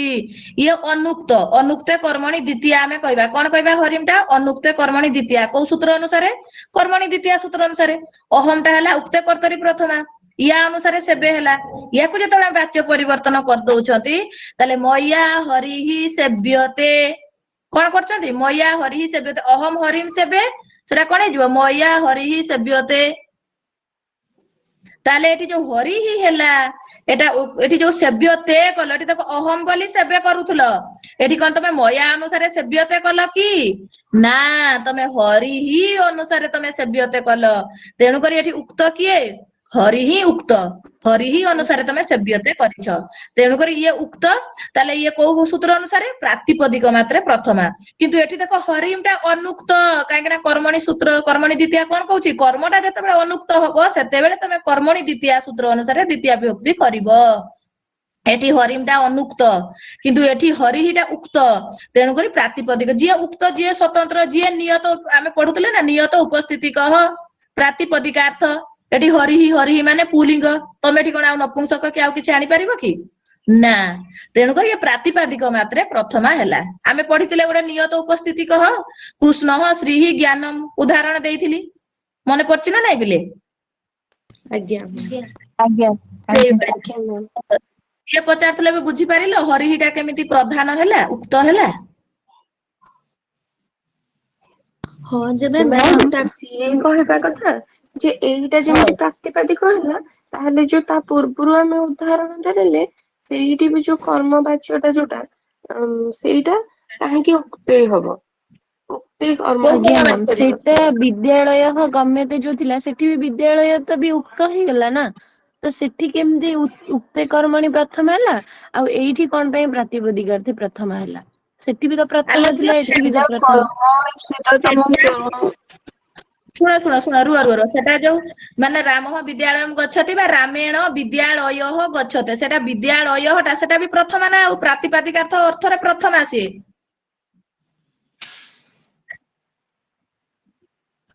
ନା ତାହେଲେ ଆଉ ଯୋଉ କଣ କହୁଛ ପୂର୍ବରୁ ତମେ? ମୁଁ ଯୋଉ ନାଇଁ ହଁ ମ୍ୟାମ୍, ଯୋଉ ଉଦାହରଣ ଟା କହିଲି ସେଥିରେ ବି ଯୋଉ ବିଦ୍ୟାଳୟ ହେଇଛି ସେଇଟା ବି ପ୍ରାତିପଦିକାର୍ଥ ପ୍ରଥମା ସୂତ୍ରରେ ପ୍ରଥମ ହେଇଛି।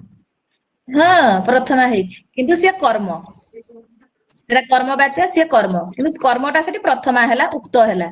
କୋଉ ସୂତ୍ର ଅନୁସାରେ ହେଲା ନା ପ୍ରାତିପଦିକ ମାତ୍ରେ ହେଲା। ତମେ ଯେତେ ବି ବାଚ୍ୟ ପରିବର୍ତ୍ତନ କରିବ, ମାନେ କର୍ମ ବାଚ୍ୟ କରିବ, କର୍ମ ବାଚ୍ୟ ମାନେ ପ୍ରଧାନ ଥିବ, କର୍ମଟା ଉକ୍ତ ଥିବ, ସେଟା ଉକ୍ତେ କର୍ମଣି ଦ୍ୱିତୀୟା କରିବ, କର୍ମଟା ଉକ୍ତ, ସିଏ କୋଉ ପ୍ରାତିପଦିକାର୍ଥ ମାତ୍ରେ ସେ ପ୍ରଥମା, ଯିଏ ଉକ୍ତ ସିଏ ପ୍ରଥମା। ଏଇଟା ଫାଷ୍ଟ ମାଇଣ୍ଡରେ ରଖିବା, ଯିଏ ଅଭିହିତ ବା ଯିଏ ଉକ୍ତ ସିଏ ପ୍ରଥମା। କର୍ମ ଉକ୍ତ ହେଲେ କର୍ମ ପ୍ରଥମା, ଆଉ କର୍ତ୍ତା ଉକ୍ତ ହେଲେ କର୍ତ୍ତା ପ୍ରଥମା। ଆଉ ଯେତେବେଳେ କର୍ମଟା ଉକ୍ତ ହବ ସେଟା ପ୍ରାତିପଦିକ ସୂତ୍ର ମାତ୍ର, ମାନେ ସୂତ୍ରରେ ହିଁ ତମର ପ୍ରଥମା ହବ। ଆଉ ଯେତେବେଳେ ଅନୁକ୍ତ ହବ, କର୍ମଣି ଦ୍ୱିତୀୟା ସୂତ୍ର ଅନୁସାରେ ହବ। ମ୍ୟାଡାମ ପ୍ରାତିପାଦିକାର୍ଥ ପ୍ରଥମା ଏବଂ କର୍ମଣି ପ୍ରଥମା, ଇଏ ଦିଟା ଲାଖେ ସମାନ। ହଁ ସେଟା ତମର ସୂତ୍ର ପଚାରୁନି, ମୁଁ ତ ଜାଣିବା ପାଇଁ ସୂତ୍ର ଟା ତମକୁ କହିଦଉଛି। ସିଏ ଆକ୍ଚୁଆଲି ତମର ଉକ୍ତ ଅନୁକ୍ତ ତମର ଦରକାର କଣ ନା, ଉକ୍ତେ କର୍ତ୍ତରି ପ୍ରଥମା, ଉକ୍ତେ କର୍ମଣି ପ୍ରଥମା, ତମେ ଚିହ୍ନିବ କେମିତି? ସେଥିପାଇଁ ଏତେ ସବୁ ପାଲା ମୁଁ କରୁଛି। ତମେ କୌଣସି କୋଚିଂ ସେଣ୍ଟର ଏସବୁ ଏତେ ପଢାନ୍ତି ନାହିଁ, କଣ ଏତେ ପିଲା ଗୁଡା ଏତେ ମ୍ୟାମ୍ ସହଜରେ ବୁଝିପାରୁଛ? ହୁଁ ମ୍ୟାମ୍, ଏଇଠି ଯଦି ଯୋଉ ମୟା ହରିଃ ସେବ୍ୟତେ ଅଛି, ଏଇଠି ଯଦି ହୁଁ। ହରିଃ ଟା ଆମେ ଉକ୍ତେ କର୍ମଣି ପ୍ରଥମା କରିବା ତାହେଲେ ଭୁଲ ହବ? କାହିଁକି ଭୁଲ ହବ? ଏଟା ପା ଉକ୍ତେ କର୍ମଣି ପ୍ରଥମା ହିଁ, ଭୁଲ କାହିଁକି ହବ? ପ୍ରାତିପାଦିକାର୍ଥ ତାହେଲେ ମ୍ୟାମ୍ ପ୍ରଥମା ଆମେ ଏମିତି କହିପାରିବା ଏଟାକୁ, ଏଇଟା ଉକ୍ତେ କର୍ମଣି ପ୍ରଥମା, କିନ୍ତୁ ଯଦି ପଚରାଯାଏ କୋଶ୍ଚିନ୍ କି ପ୍ରଥମା କୋଉ ସୂତ୍ରରେ ହେଇଛି, ତାହେଲେ ଏଇଟା ପ୍ରାତିପଦିକାର୍ଥେ ପ୍ରଥମା। ହଁ ମୁଁ ଏଇଟା ସେଇ କି ମ୍ୟାମ୍? କଥାଟା ହିଁ କହୁଛି। ହଁ ଏଠି ଆଜ୍ଞା ଆଜ୍ଞା ମୟାଟା ମ୍ୟାମ୍। ହେଇଯିବ ତମର ଅନୁକ୍ତେ କର୍ତ୍ତରି ତୃତୀୟା ମୟାଟା ହେଇଯିବ। ହରିଟା ହେଲା ଉକ୍ତେ କର୍ମଣି ପ୍ରଥମା। ଯଦି ପଚାରିଲା କୋଉ ସୂତ୍ର ଅନୁସାରେ, ତାହେଲେ ପ୍ରାତିପଦିକାର୍ଥ ମାତ୍ରେ ପ୍ରଥମା। ଏବେ ଆଜ୍ଞା ଆଜ୍ଞା ବୁଝିଲ? ମ୍ୟାମ୍, ବୁଝିପାରିଲି ମୁଁ। ଆଜ୍ଞା ଆଜ୍ଞା ମ୍ୟାମ୍। ଚାଲ, ଏ ପାଠ ଗୁଡା ପିଲା ମ୍ୟାମ୍ କୌଣସିଠି ବି ଏତେ ପଢାନ୍ତିନି ଜାଣିଲ, କାହିଁକି ନା ଇଏ ବହୁତ ମାନେ ବୁଝିବାଟା ଟିକେ କଷ୍ଟକର ହେଇଥାଏ ତ, କିନ୍ତୁ ମୁଁ କିନ୍ତୁ ଏଇଟା ସବୁବେଳେ ବୁଝାଇ ପିଲାଙ୍କୁ, କାହିଁକିନା ଏଇଟା ବୁଝିଲେ ହିଁ ତମେ ହିତୋପଦେଶ ପଞ୍ଚତନ୍ତ୍ରରେ ତମେ ଅଧିକ କରିପାରିବ। ନହେଲେ ଗୋଟେ କ୍ଲାସ ଆମର ଦେଖ, ଏଇ ଉକ୍ତ କର୍ମ, ଅନୁକ୍ତ କର୍ତ୍ତା ବା ଉକ୍ତ କର୍ତ୍ତା, ଏଇ ସବୁରେ ହିଁ ଆମର ଗଲାଣି। ତଥାପି ଜିନିଷଟା ବୁଝ। ଜୀବନରେ କେବେ ବି ତମେ କହିପାରିବ କି, ମାନେ ଚାକିରି ପାଅ ନ ପାଅ ସେ ଅଲଗା କଥା, ତମେ ମାନେ କହିପାରିବ କି ହଁ ଏଇଟା ମୁଁ ସଙ୍ଗଦିଦିଠୁ ପଢିଥିଲି, ବୁଝିଥିଲି, ଯାଉ ଆଜି ମୋର କାମରେ ଆସୁଛି। ବୁଝିପାରୁଛ? ହଁ କୁହ, ଆଉ ଜଣେ କିଏ ମ୍ୟାମ କହୁଥିଲ? ମ୍ୟାମ୍ ଏଇ ପ୍ରତ୍ୟେକ କ୍ଲାସ ହେବ ନା ନାହିଁ? କି କ୍ଲାସ? ପ୍ରତ୍ୟୟ ମାନେ କୃଦନ୍ତ ତଦ୍ଧିତ, ଏଇ ମାନେ ପ୍ରତ୍ୟୟର ପଢେଇବି କି ନାହିଁ ପ୍ରତ୍ୟୟ ଟପିକ ଟା? ହଁ ଆମର ତ ଚାଲିଛି, ତମେ କଣ ଚାହୁଁଛ ନ ପଢାଏ ବୋଲି? ନାଇଁ।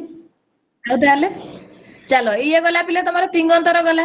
ବର୍ତ୍ତମାନ ଆସିଲା କୃଦନ୍ତ। କୃଦନ୍ତ ଦ୍ଵାରା ଉକ୍ତ କର୍ମର ପ୍ରଥମା।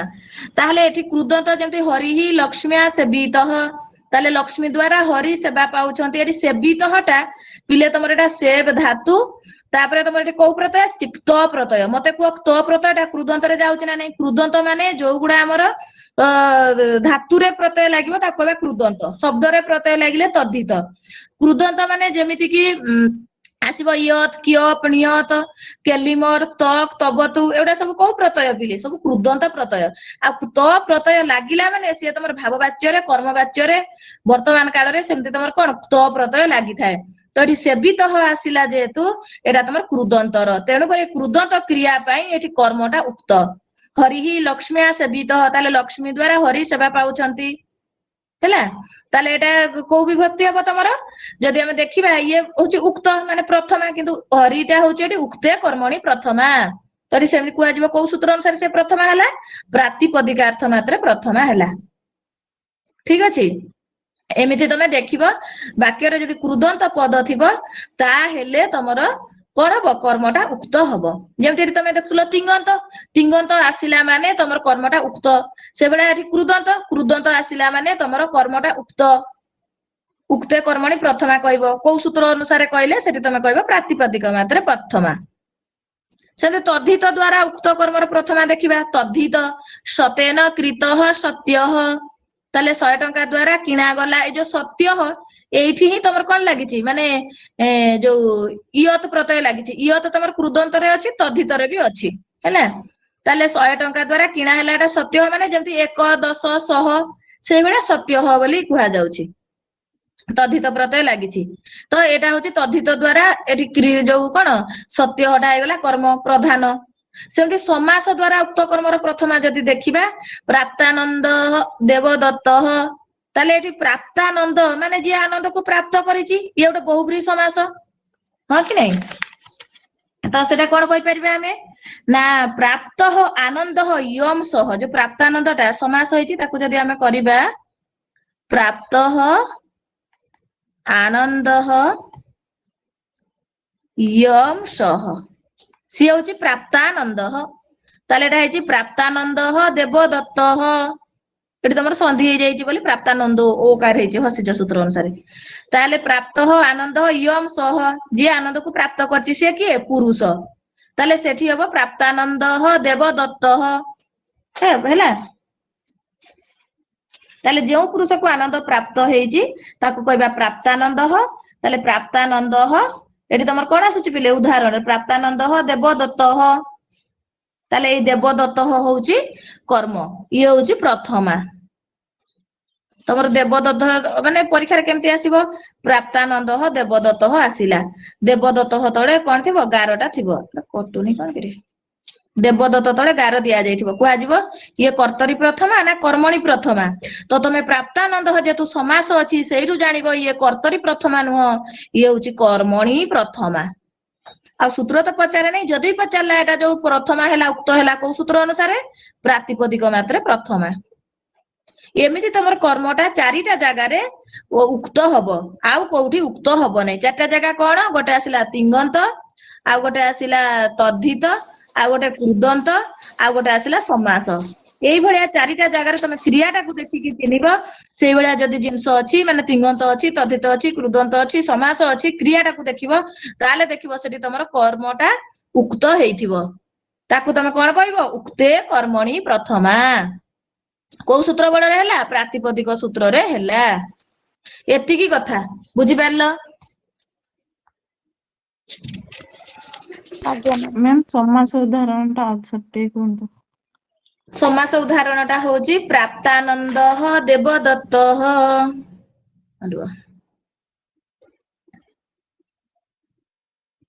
ପ୍ରାପ୍ତାନନ୍ଦ ଦେବଦତ୍ତ। ତାହେଲେ ଏଟା ସମାସ, କାହିଁକିନା ପ୍ରାପ୍ତାନନ୍ଦଟା ଗୋଟେ ସମାସ, ବହୁବ୍ରୀହି ସମାସ। ପ୍ରାପ୍ତ ଆନନ୍ଦ ୟମ୍ ସହ, ମାନେ ଯେଉଁ ପୁରୁଷକୁ ଆନନ୍ଦ ପ୍ରାପ୍ତ ହୋଇଛି ସେ ପୁରୁଷଟି କିଏ, ସିଏ ହଉଛି ଦେବଦତ୍ତ। ତାହେଲେ ଦେବଦତ୍ତ ଏଠି ହଉଛି ପ୍ରଥମା ହେଲା। ତାହେଲେ ଇଏ ଉକ୍ତେ କର୍ମଣି ପ୍ରଥମା, ଦେବଦତ୍ତ ଟା କଣ ଉକ୍ତେ କର୍ମଣି ପ୍ରଥମା। କିନ୍ତୁ ତମେ ଏଠି ଯଦି ଦେବଦତ୍ତ ତଳେ ଗାର ଦେଇଥିବ, ସେ କହିବ ପିଲେ କହିଲ ଏଟା ଉକ୍ତେ କର୍ମଣି ପ୍ରଥମା ନା ଉକ୍ତେ କର୍ତ୍ତରୀ ପ୍ରଥମା, ତମେ ଆଖି ବୁଝିକି ମାରିଦବ ଉକ୍ତେ କର୍ତ୍ତରୀ ପ୍ରଥମା, ଭାବିଦବ ଦେବଦତ୍ତ ପ୍ରଥମାରେ ଅଛି। କିନ୍ତୁ ଏଟା ସମାସ ପାଇଁ ତମେ କ୍ରିୟାଟା ଆଗ ଦେଖିବ, ସମାସ ପାଇଁ ମାନେ ଏଟା କଣ ହେଇଛି, ପ୍ରଥମା ହେଇଛି ଦେବଦତ୍ତ। ତାପରେ ଆଉ ଗୋଟେ ଆସିବ ପିଲେ କ୍ୱଚିତ ନିପାତେନ ଅଭିଧାନ। ତାହେଲେ କୋଉଠି ନିପାତ ଯୋଗରେ ବି ତମର ମାନେ କର୍ମଟା ପ୍ରଧାନ ହଉଛି, ଏଟା କ୍ୱଚିତ ମାନେ ବହୁତ କମ ଜାଗାରେ। ଯେମିତି ଗୋଟେ ଉଦାହରଣଟା ଆସିବ, ବିଶ୍ୱ ବୃକ୍ଷ ଅପି ସମ୍ବର୍ଦ୍ଧ୍ୟଂ ସ୍ୱୟଂ ଛେତୁମ ଅସାମ୍ପ୍ରତମ। ତାହେଲେ ବିଶ୍ୱ ବୃକ୍ଷକୁ ମଧ୍ୟ ନିଜେ ବଢାଇ ତାକୁ କାଟିବା ବା ଛେଦନ କରିବା ଅନୁଚିତ। ଏଟା କୁମାର ସମ୍ଭବର ଉକ୍ତିଟା, ମନେ ରଖିଥିବ ଉକ୍ତିଟା, ସୂକ୍ତିରେ ଆସିପାରିବ ସୂକ୍ତିଟା ହେଲା। ତାହେଲେ ଏଠି ଯୋଉ ବିଷ ବୃକ୍ଷ ଅପି, ଏଠି କଣ ଅଛି ପିଲେ, ବିଷ ବୃକ୍ଷ ଅପି ଏମିତି ଅଛି। ତାହେଲେ ଏଟା ବିଷ ବୃକ୍ଷ ଅପି, ଏଇ ଯୋଉ ଅପିଟା ହିଁ ପିଲେ ନିପାତ, ଅବ୍ୟୟକୁ ହିଁ ନିପାତ କୁହାଯାଏ।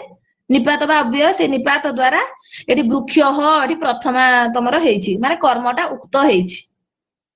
ଏଟା ବହୁତ କମ ଜାଗାରେ ଦେଖାଯାଏ ବୋଲି କହୁଛନ୍ତି। ମାନେ ଗୋଟେ ସୂତ୍ରରେ ଯଦି ଆଜି କର୍ମଣି ଦ୍ୱିତୀୟା ହିଁ ଆମର ଏତିକି ଟାଇମ ନେଲା ପିଲେ, ଲାଗୁଛି ନୋଟିସ ବାହାରିକି ପରୀକ୍ଷା ସରିବ, କାରକ ସରିବ। ସେଇଆ ହବ କି? ନା ଆମେ ଅଳ୍ପ ଦିନରେ ସାରିବା ନା। ଏଇଟା କେବଳ ବୁଝିବା ପାଠଟା ଟିକେ ପିଲେ, ତାପରେ ପୁରା ଜୋରଦାର ଚାଲିବ ଆଉ ମାନେ ଇଏ ନାହିଁ। ସେଥିପାଇଁ ବି ମୁଁ କହିଲି ଆଗ ବୁଝ, ସେଥିପାଇଁ ସ୍ପିଡ ଗଲିନି। ସେ ଡାଉଟ କ୍ଲିୟର ହେଇଗଲା ପିଲେ? ଇଏ ଥିଲା କର୍ମଣୀ ଦ୍ୱିତୀୟାର ଏତିକି ସବୁ ପାଲା ଆଜି।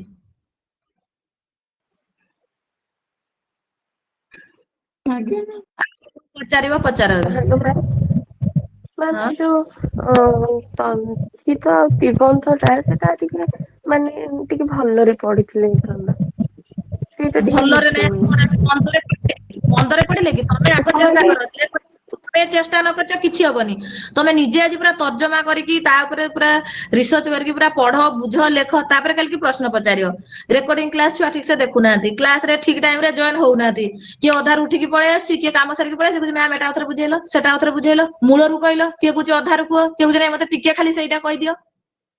ତମେ ଆଗେ ନିଜେ ଚେଷ୍ଟା କର ବୁଝିବାକୁ, ଠିକ ଅଛି?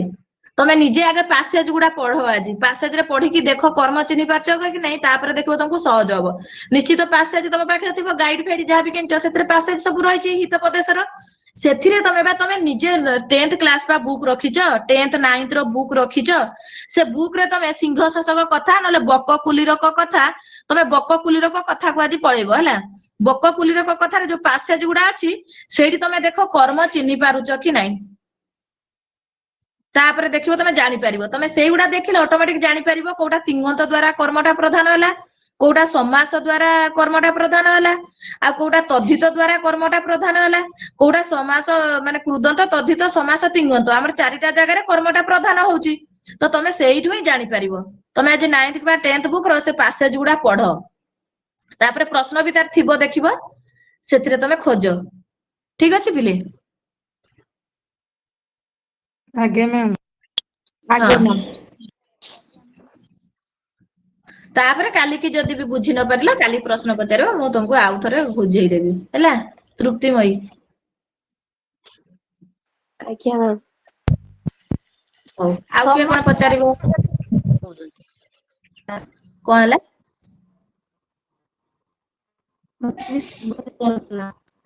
ମ୍ୟାମ୍ ସତ୍ୟନ କୃତ ସତ୍ୟର ଅର୍ଥ ଟା ଟିକେ ଖାଲି କହିଦେବେ। 100 ଟଙ୍କା ଦ୍ଵାରା କିଣା ଗଲା ସତ୍ୟ ମାନେ ଯେମିତି 1 10 100 କରୁନ, ସେଇଭଳିଆ ମାନେ ସେଇ ଅର୍ଥରେ ବୁଝା ଯାଉଛି ଆଉ। ତାର ଯଦି ଅର୍ଥଟା ତ ଏଠି ସେ ଲେଖା ହେଇଛି ପଟାଦିହି। ପଟାଦିହି ମାନେ କଣ? ଘଟ ପଟ, ପଟ ମାନେ କଣ? ବସ୍ତ୍ର। ଦୁର୍ଗା ପୂଜା ଆସୁଛି, ତମେ କଣ 100 ଟଙ୍କା ଦ୍ଵାରା ତମେ ମାନେ ମେଞ୍ଚେ ବସ୍ତ୍ର କିଣିଦେଲ, ସେଇଟା କୁହାଯାଉଛି ଆଉ। 1 10 100 ଯୋଉ ସେଇଭଳିଆ 100 ଟଙ୍କା ଦ୍ଵାରା କିଣା ଯାଇଥିବା ପଟାଦିହି ମାନେ ବସ୍ତ୍ର। ତେଣୁକରି ଏଠି ଉକ୍ତ ହେଲା କର୍ମଟା ବୋଲି ସେ କହୁଛି।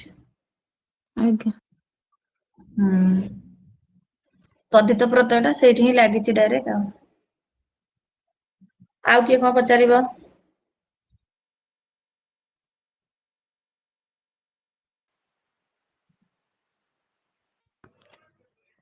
ମାନେ ମୁଁ ଟିକେ ଉକ୍ତ ଅନୁକ୍ତ ହେଲା ବେଳକୁ ଜାଣିପାରୁଛି, ପୁଣି ବୁଝିଲା ବେଳକୁ ଅବୁଝା ଭଳିଆ ଲାଗୁଛି, ଏମିତି ଲାଗୁଛି। କାହିଁକି ମନଟା କୁଆଡେ ଦଉଛ କି? ଶରୀର ଅତ୍ର ମନ ଅନ୍ୟତ୍ର କୁତ୍ର।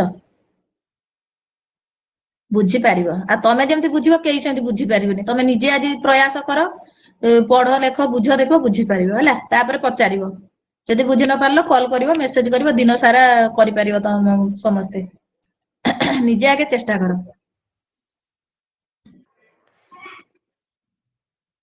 ଆମର ସେ କାରକ ପ୍ରକରଣ କିଛି ମାନେ ଟ୍ରିଟମେଣ୍ଟରେ ଆସୁନି ଟୋଟାଲ। ଟୋଟାଲ ଆସୁନି କିଛି? ଆସିବା କଥା। ସବୁ ରେକର୍ଡିଂ 8 ସବୁ ଅଛି। ସେପ୍ଟେମ୍ବର ତମେ ଟିକେ ନେଟୱାର୍କ ଜାଗାକୁ ଯାଇକି ଦେଖିବ, ଆଉ ଆସିଯିବ ଦେଖିବ ହେଲା। କେତେ ଥର ତାକୁ ମାନେ ଅପଡେଟ କରିସାରିଲେଣି, ଅପଡେଟ କରିକି ତାକୁ ଆଉଥରେ ବି ମାନେ ଫୋନ ରିବୁଟ ମାରିକି ଇଏ କରିସାରିଲେଣି, ତଥାପି ସେଇ 8 ସେପ୍ଟେମ୍ବର ଯାଇକି ଆସୁଛି, ଆଉ ଆସୁନି। ହଁ, ଆଉ ଗୋଟେ ଡିଜାଇନ କଲେ ବି ହୁଅନ୍ତା, କିନ୍ତୁ ଏ ଛୁଆ ଗୁଡା ପୁରା ଟୋଟାଲ ମୋର ଭରସା ନାହିଁ, ସବୁ ବଦମାସ ପିଲା ଗୁଡା। ସବୁ ଇଆଡେ ସିଆଡେ ସେୟାର କରି ଭାଇରାଲ କରିଦବ। ନହେଲେ ବି ଆଉ ଗୋଟେ ଡିଜାଇନ କଲେ ବି ହୁଅନ୍ତା। ଅଛି ସେ ଅପସନ, ମାନେ ଯାହାର ରେକର୍ଡିଂ ଆସୁନି ତମେ ଯଦି ଦେଖିପାରନ୍ତ। କିନ୍ତୁ ତମେ ତ ସେତିକି ଭରସା ପାଉନି ମୋର, ତମେ ସେଇଭଳିଆ କାମ ସବୁ କରୁଛ ସବୁ ପିଲା। ମ୍ୟାମ୍ ରେକର୍ଡିଂ କ୍ଲାସ ଗୁଡାକର ପ୍ଲେଲିଷ୍ଟ କରିଦିଅନ୍ତେ। ପ୍ଲେଲିଷ୍ଟ ଏଠି ହବନି ଝିଅ, ଏଇଟା ୟୁଟ୍ୟୁବ ଯେ ପ୍ଲେଲିଷ୍ଟ ହବ। ସେ ୟୁଟ୍ୟୁବ ମାଧ୍ୟମରେ ହିଁ କିଛି ଗୋଟେ କରି ହୁଅନ୍ତା। ଧର ତାକୁ ଆମେ ଅନଇନଷ୍ଟଲ କରନ୍ତେ, ମାନେ ପବ୍ଲିକ ଯୋଉ ୟୁଟ୍ୟୁବରେ ମୁଁ ପବ୍ଲିକ କରୁଛି ମାନେ ପବ୍ଲିକ କରନ୍ତିନି, ଖାଲି ସେମିତି ମାନେ କେବଳ ଆମ ପିଲା ଦେଖନ୍ତ, ମୁଁ ତମକୁ ଲିଙ୍କ ଦେଇ ଦିଅନ୍ତି, କେବଳ ଆମରି ପିଲା ସେଟା ମାନେ ଗୋଟେ ୟୁଟ୍ୟୁବ ହେଲା କଣ ମାନେ ସିରିଏଲି ସେ ରହିଯିବ। ପୁଣି ମୁଁ ପୁରା ଲେଖିଦେବି ମେନସନ କରିକି, ଧର ବର୍ଣ୍ଣ ପ୍ରକରଣ ବା କାରକର ପ୍ରଥମା ବ୍ୟକ୍ତି ଦ୍ୱିତୀୟ ବ୍ୟକ୍ତି ତୃତୀୟ ବ୍ୟକ୍ତି ସିରିଏଲି ସେ ରହିଲା ହେଲା, କିନ୍ତୁ ସେଟା ୟୁଟ୍ୟୁବ ରେ ଛାଡିବାକୁ ପଡିବ, କିନ୍ତୁ ଭାଇରାଲ ତ ସେଟା କରାହବନି, ପବ୍ଲିକ କରାହବନି। ସେମିତି ଜଣେ ଯଦି ୟୁଟ୍ୟୁବ ରେ ଫ୍ରି ପାଇବ, ସେ ପଇସା ଦେଇକି 2000 ଟଙ୍କା ଦେଇକି କାହିଁକି ପଡିବ କହୁନ? ତମର ପିଲା ଏତେ ବଦମାସ, ମାନେ ସେ କଣ 2000 ଟଙ୍କା ଦେଇକି ମାନେ 5-6 ଜଣ 8 ଜଣ ହେଇକି ଗୋଟେ ଆଇଡିରେ ସବୁ ଜଏନ ହଉଛନ୍ତି, କିନ୍ତୁ ଧରା ପଡୁଛନ୍ତି ସବୁ। ମୁଁ ସିନା କହୁନି ମାନେ ଗୋଟେ କାହିଁ ଛୁଆ ଆଡକୁ ଗାଳି କରିବା ବୋଲି, ମୁଁ କଣ ଜାଣୁନି ପିଲେ, ସବୁ ଜାଣୁଛି ହେଲା କି। ମାନେ ତମେ ନିଜେ ଦେଖ ପିଲେ, ମାନେ 2000 ଟଙ୍କା ଟା କିଛି ନୁହଁ, କାହିଁକି ନା ତମକୁ ବର୍ଷେ ପଢେଇବି କି 1.5 ବର୍ଷ ପଢେଇବି କିଛି ଠିକ ନାହିଁ। SSB TGT ପରୀକ୍ଷା ପର୍ଯ୍ୟନ୍ତ ମୁଁ ପଢେଇବି କହିଛି, ତେଣୁକି ବର୍ଷ ହଉ 2 ବର୍ଷ ହଉ 3 ବର୍ଷ ହଉ କଣ୍ଟିନ୍ୟୁଅସ ପଢା ତମର ଚାଲିଥିବ। ତମେ ଡ୍ରେସ ବା ପିନ୍ଧୁଛ 5000 ଟଙ୍କା ଡ୍ରେସ ପିନ୍ଧୁଛ, ତମେ ମାନେ ଚୁଟିରେ କେତେ ବିଭିନ୍ନ ପ୍ରକାର କରିକି ପଇସା ମାନେ ସାରୁଛ, ମାନେ ବହୁତ କିଛି ଏରେ ଆମେ ବହୁତ ମାନେ ଏନଜୟ କରିକି ପଇସା ଖର୍ଚ୍ଚ କରୁଛନ୍ତି, କିନ୍ତୁ ପଢିଲା ବେଳକୁ 2000 ଟଙ୍କା ଟା ଆମକୁ ବାଧି ଯାଉଛି, ଯାହା ଫଳରେ କି ଗୋଟେ ଇଏରେ 5 ଜଣ 10 ଜଣ କରିକି ଇଏ କରୁଛନ୍ତି। ପ୍ରାୟ ଦେଖ ସଂସ୍କୃତ ପିଲାଙ୍କର ଏଇଟା ଅଛି, ଅଲଗା ଖର୍ଚ୍ଚ ସେ ବହୁତ କରିବେ, ପଇସା ନେଇ ଅଲଗା ଖର୍ଚ୍ଚ ବହୁତ କରିବେ, କିନ୍ତୁ କିଛି ଗୋଟେ ବହିଟେ କିଣିଲା ବେଳକୁ, ଧର ତମେ ମେଘଦୂତଟେ କିଣ, 200 ଟଙ୍କା ମେଘଦୂତ, ମୁଁ PDF କରିଦେବି, PDF କରିଦେବି ନା ନିଜେ ଲେଖିଦେବି, ଆମେ 200 ଟଙ୍କା ପାଇଁ ପୁରା କଞ୍ଜୁସ କରନ୍ତି। କିନ୍ତୁ ଚାଲ ମାର୍କେଟ ଯିବା, ଖାଇଦେବା ଫାଷ୍ଟ ଫୁଡ, 200 କଣ 300 ଟଙ୍କା ଖାଇଦବ, ସେତେବେଳକୁ ତମ ଜଣା ପଡିବନି, କିନ୍ତୁ ବହିଟା କିଣିବା ପାଇଁ ତମକୁ ବହୁତ ବାଧିଯିବ। ମୁଁ ସମସ୍ତଙ୍କୁ କହୁଛି, କାହାକୁ ଆକ୍ଷେପ କରି କହୁନି, ଇଏ ଯାଉ ସଂସ୍କୃତ ପିଲାଙ୍କର ଆମର ଏଇଭଳିଆ ଚିନ୍ତାଧାରା ପିଲେ ପ୍ରତ୍ୟେକ ଜିନିଷରେ ଆମେ ହେଲା। ପୁଣି ଏଇ କଥା ନିଜେ ଦେଖ, ଧର ସଂସ୍କୃତ ସାହିତ୍ୟର ଇତିହାସ ଆମ +3 ଟାଇମ ର, ମାନେ ମୁଁ ମୋ ନିଜ କଥା କହୁଛି ହେଲା, +3 ଟାଇମ ରେ ସଂସ୍କୃତ ସାହିତ୍ୟର ଇତିହାସ ସେତେବେଳକୁ ମାନେ ଆମେ କିଣନ୍ତିନି, ଲାଇବ୍ରେରୀରୁ ଉଠେଇକି ପଢିକି ଦେଇ ଦିଅନ୍ତି, କିନ୍ତୁ ସେଇ ବହି ଯେ ଜୀବନ ସାରା ଦରକାର, ତାପରେ ପରେ ବହୁତ ପିଲା କିଣୁଛ। ମୁଁ ପିଜିରେ କିଣିଲି ସଂସ୍କୃତ ସାହିତ୍ୟର ଇତିହାସ, ଗୋଟେ କୁହନ୍ତିନି ମାନେ ସେଇ ତ କାମ କଲ କାହିଁକି ବୟସ ଗଡଉଥିଲ ହେଲା। ଯଦି +3 ବେଳୁ ହିଁ କିଣା ହେଇଥାନ୍ତା, ସେତେବେଳେ +3 ରେ ବି ବଢିଆ ଆରାମସେ ପଢିଥାନ୍ତି। ଯୋଉ ଲାଇବ୍ରେରୀରୁ ବହି ଆଣିଲି, ଟିକେ ପଢିଲି, ପୁଣି ଦେଇଦେଲି, କଣ ମୁଁ ସାଟିସ୍ଫାଇ ହେଲି କି ନୁହଁ? ପୁଣି ତ ସେ ପିଜିରେ କିଣିଲି, ମୁଁ କାହିଁକି +3 ରୁ କିଣି ନଥାନ୍ତି? ଯେହେତୁ ଆମେ ସଂସ୍କୃତ ଲାଇନ ଛୁଆ, ଆମର ବହି ନିହାତି ଦରକାର, ଆମର ଅସ୍ତ୍ର ଦରକାର, ତ ଏସବୁ କିଣିବା ଦରକାର। ବ୍ୟାକରଣ ଦର୍ପଣ ହେଲା, ତମେ +2 ବେଳୁ କାହିଁକି ନ କିଣିବ? ତମେ ଆସିକି ଏବେ ଧର କହିବ ମୁଁ ଦେବି, ଯୋଉ କଣ ଦେବି, ମୁଁ SSB TGT ଦେବି, ମୁଁ ଏବେ ବ୍ୟାକରଣ ଦର୍ପଣ କିଣିବି। ଯଦି ସେତେବେଳୁ କିଣିଥାନ୍ତ, ପଢି ବହି ଅବଶ୍ୟ ଛିଣ୍ଡି ଯାଇଥାନ୍ତା, କିନ୍ତୁ ପାଠ ତମର କେତେ ହେଇଥାନ୍ତା। ମାନେ ଏଇଟା ଆମର କହିବାର ଉଦ୍ଦେଶ୍ୟ, ଆମେ ଏଇଭଳିଆ ଆମ ଚିନ୍ତାଧାରା, ହଁ କି ନାଇଁ କହିଲ ପିଲେ? ବହି କିଣିବା ବା କୋଉଠି କୋଚିଂ ନେବା, ଇଏ କରିବା, ଏଇ ଅର୍ଥରେ ପଇସା ଦେବାକୁ ଆମକୁ କଷ୍ଟ ଲାଗେ, କିନ୍ତୁ ଅଲଗା ଉପାୟରେ ଆମେ ବହୁତ ଟଙ୍କା ଉଡାନ୍ତି ନା ନାଇଁ? ଆଜ୍ଞା ମ୍ୟାମ, ସତ କଥା। ସତ କଥା। ସତ କଥା ବା। ମୁଁ ସେତେବେଳେ ପିଲେ +3 ଟାଇମରେ ସେଟା କିଣି ନଥିଲି 300, ସେତେବେଳେ 300 ବି ନଥିଲା ପିଲେ, ମାତ୍ର 220 ଟଙ୍କା ଥିଲା ସଂସ୍କୃତ ସାହିତ୍ୟ ଇତିହାସ ବୁକ୍, ମୋର ମନେ ଅଛି। ମୁଁ କିଣି ନଥିଲି, ମୁଁ କହିଲି ମୋ ହଜବେଣ୍ଡ ପଇସା ଦିଅନ୍ତି ସବୁବେଳେ, ତମେ ବହି କିଣ ଖାତା କିଣ, କିନ୍ତୁ ମୁଁ କହିଲି ନା ମୁଁ ସେ ପଇସା ଆଉ କଣ କିଣିଦେବି। ଦେଖିଲା ଇୟରିଙ୍ଗସ ଭଲ ଆସିଥିଲା, ବିଶ୍ୱାସ ଯିବନି, ଗୋଟେ କେତେ ସେଟା 250 ଟଙ୍କା ଦେଇକି ମୁଁ ଇୟରିଙ୍ଗସ ଟେ କିଣିଦେଲି, କିନ୍ତୁ 220 ଟଙ୍କା ଦେଇ ବୁକ୍ ଟା କିଣିଲିନି। କ୍ଷତିକାର ହେଲା ମୋର ହେଲା, ଲାଷ୍ଟକୁ ପୁଣି ସେଇ ବୁକ୍ ପୁଣି ପିଜିରେ କିଣିଲି ନା କିଣିଲିନି ହେଲା।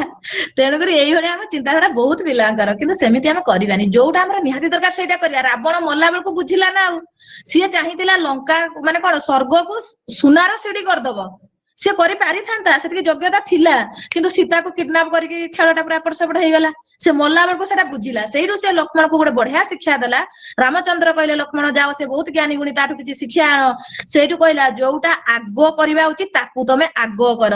ଏବେ ଯୋଉମାନେ ତମେ ଝିଅ ଅଛ, ଏବେ ତମର ଆଗ କଣ ଚାକିରିଟେ ଦରକାର, ବାହା ହେବା ଦରକାର ନୁହଁ। ଭଲ ପ୍ରସ୍ତାବ ଆସିଲେ ବି ତମେ ତାକୁ କ୍ୟାନସେଲ କରିବ, କହିବ ନା ମୋର ଆଗ ଚାକିରି ଦରକାର। ଚାକିରି କଲେ ତାଠୁ ବି ଆହୁରି ଭଲ ତମର ପ୍ରସ୍ତାବ ଆସିବ, ସେଟା କାହିଁ ତମେ ଧ୍ୟାନ ଦଉନ?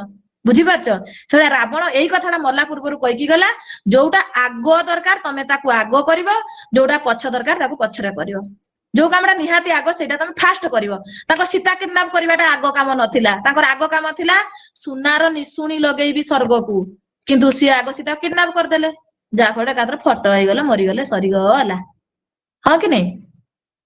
ତ ତଥାପି ପିଲେ ତମେ ବହୁତ ମାନେ 2 ଜଣ 3 ଜଣ 4 ଜଣ ଏମିତି ରେକର୍ଡିଂ ଆସୁନି ଯୋଉ କହୁଛ, ମତେ ଭାରି ଦୁଃଖ ବି ଲାଗୁଛି କି ମାନେ ସବୁବେଳେ ମୁଁ ଚାହେଁ ଛୁଆ ଗୁଡା କେମିତି ମୋର ଭଲରେ ପଢନ୍ତୁ, ଭଲରେ ବୁଝନ୍ତୁ, ସବୁ କିଛି ପାଆନ୍ତୁ। ମୁଁ ବହୁତ ଭାବୁଛି ତମ ପାଇଁ, କିନ୍ତୁ ତମେ ସେତିକି ମୋ ପ୍ରତି ଭାବୁନ। ତମେ ଭାବୁଛ କେମିତି ଦିଦିଙ୍କୁ ଆଗରେ ଭାଇରାଲ କରିଦବା, ତାଙ୍କ PDF ଦେଇଦବା, ଲେଖା ଦେଇଦବା। ତମେ ଜାଣିପାରୁନ ଏଟା କମ୍ପିଟେଟିଭ। ତମେ ଅଲଗା କୋଚିଂ ରୁ ଗୋଟେ ପାଠ ଆଣିପାରିବ? କିଛି ଆଣିପାରିବନି, ଏତେ ଛୁଆ ଆସିବେ। କିନ୍ତୁ ରାଣ ନିୟମ ଏସବୁ ମୁଁ ଜମା ଭଲ ପାଏନି ପିଲେ, ରାଣ ପକେଇବା, ଇଏ କରିବା, ଏସବୁ ଟୋଟାଲ ନୁହଁ। ମୁଁ ଖାଲି କଥାରେ କହୁଛି, ବୁଝଉଛି, ଜିନିଷ କିଛି ଏତେ ସେୟାର କରନି, ଇଏ ହଉଛି କମ୍ପିଟେଟିଭ ଏରିଆ ମାନେ ଇଏ ଆଉ ଗୋଟେ ନମ୍ବର ବି ଯଦି ଅଧିକା ଗୋଟେ ପିଲା ପାଇଯାଉଛି ସିଏ ତମର 100-200 ପିଲା ଉପରେ। ଆଗ ନିଜେ ଚାକିରିଟା ପାଅ ତାପରେ ତମେ ଦାନାର୍ଥ ଚତୁର୍ଥୀକର ମନା ନାହିଁ। ମୁଁ କାହାକୁ ମନା କରେନି ପିଲେ ତମେ ଅଲଗା ପିଲା ମତେ କେତେ ସବୁ PDF ନୋଟ ଯାହା ମାଗନ୍ତି ମୁଁ ସବୁ ଦେଇଦିଏ ସେମିତି ବୁଝିପାରିଲ। ତ ଗୋଟେ ଛୁଆଟା ପଢିବ ଜାଣିବ ସେଥିପାଇଁ ତେଣୁକରି ତମେ ମାନେ ଟିକେ ସତର୍କ ରୁହ ନିଜ କଥା ନିଜେ ସମ୍ଭାଳ ହେଲା।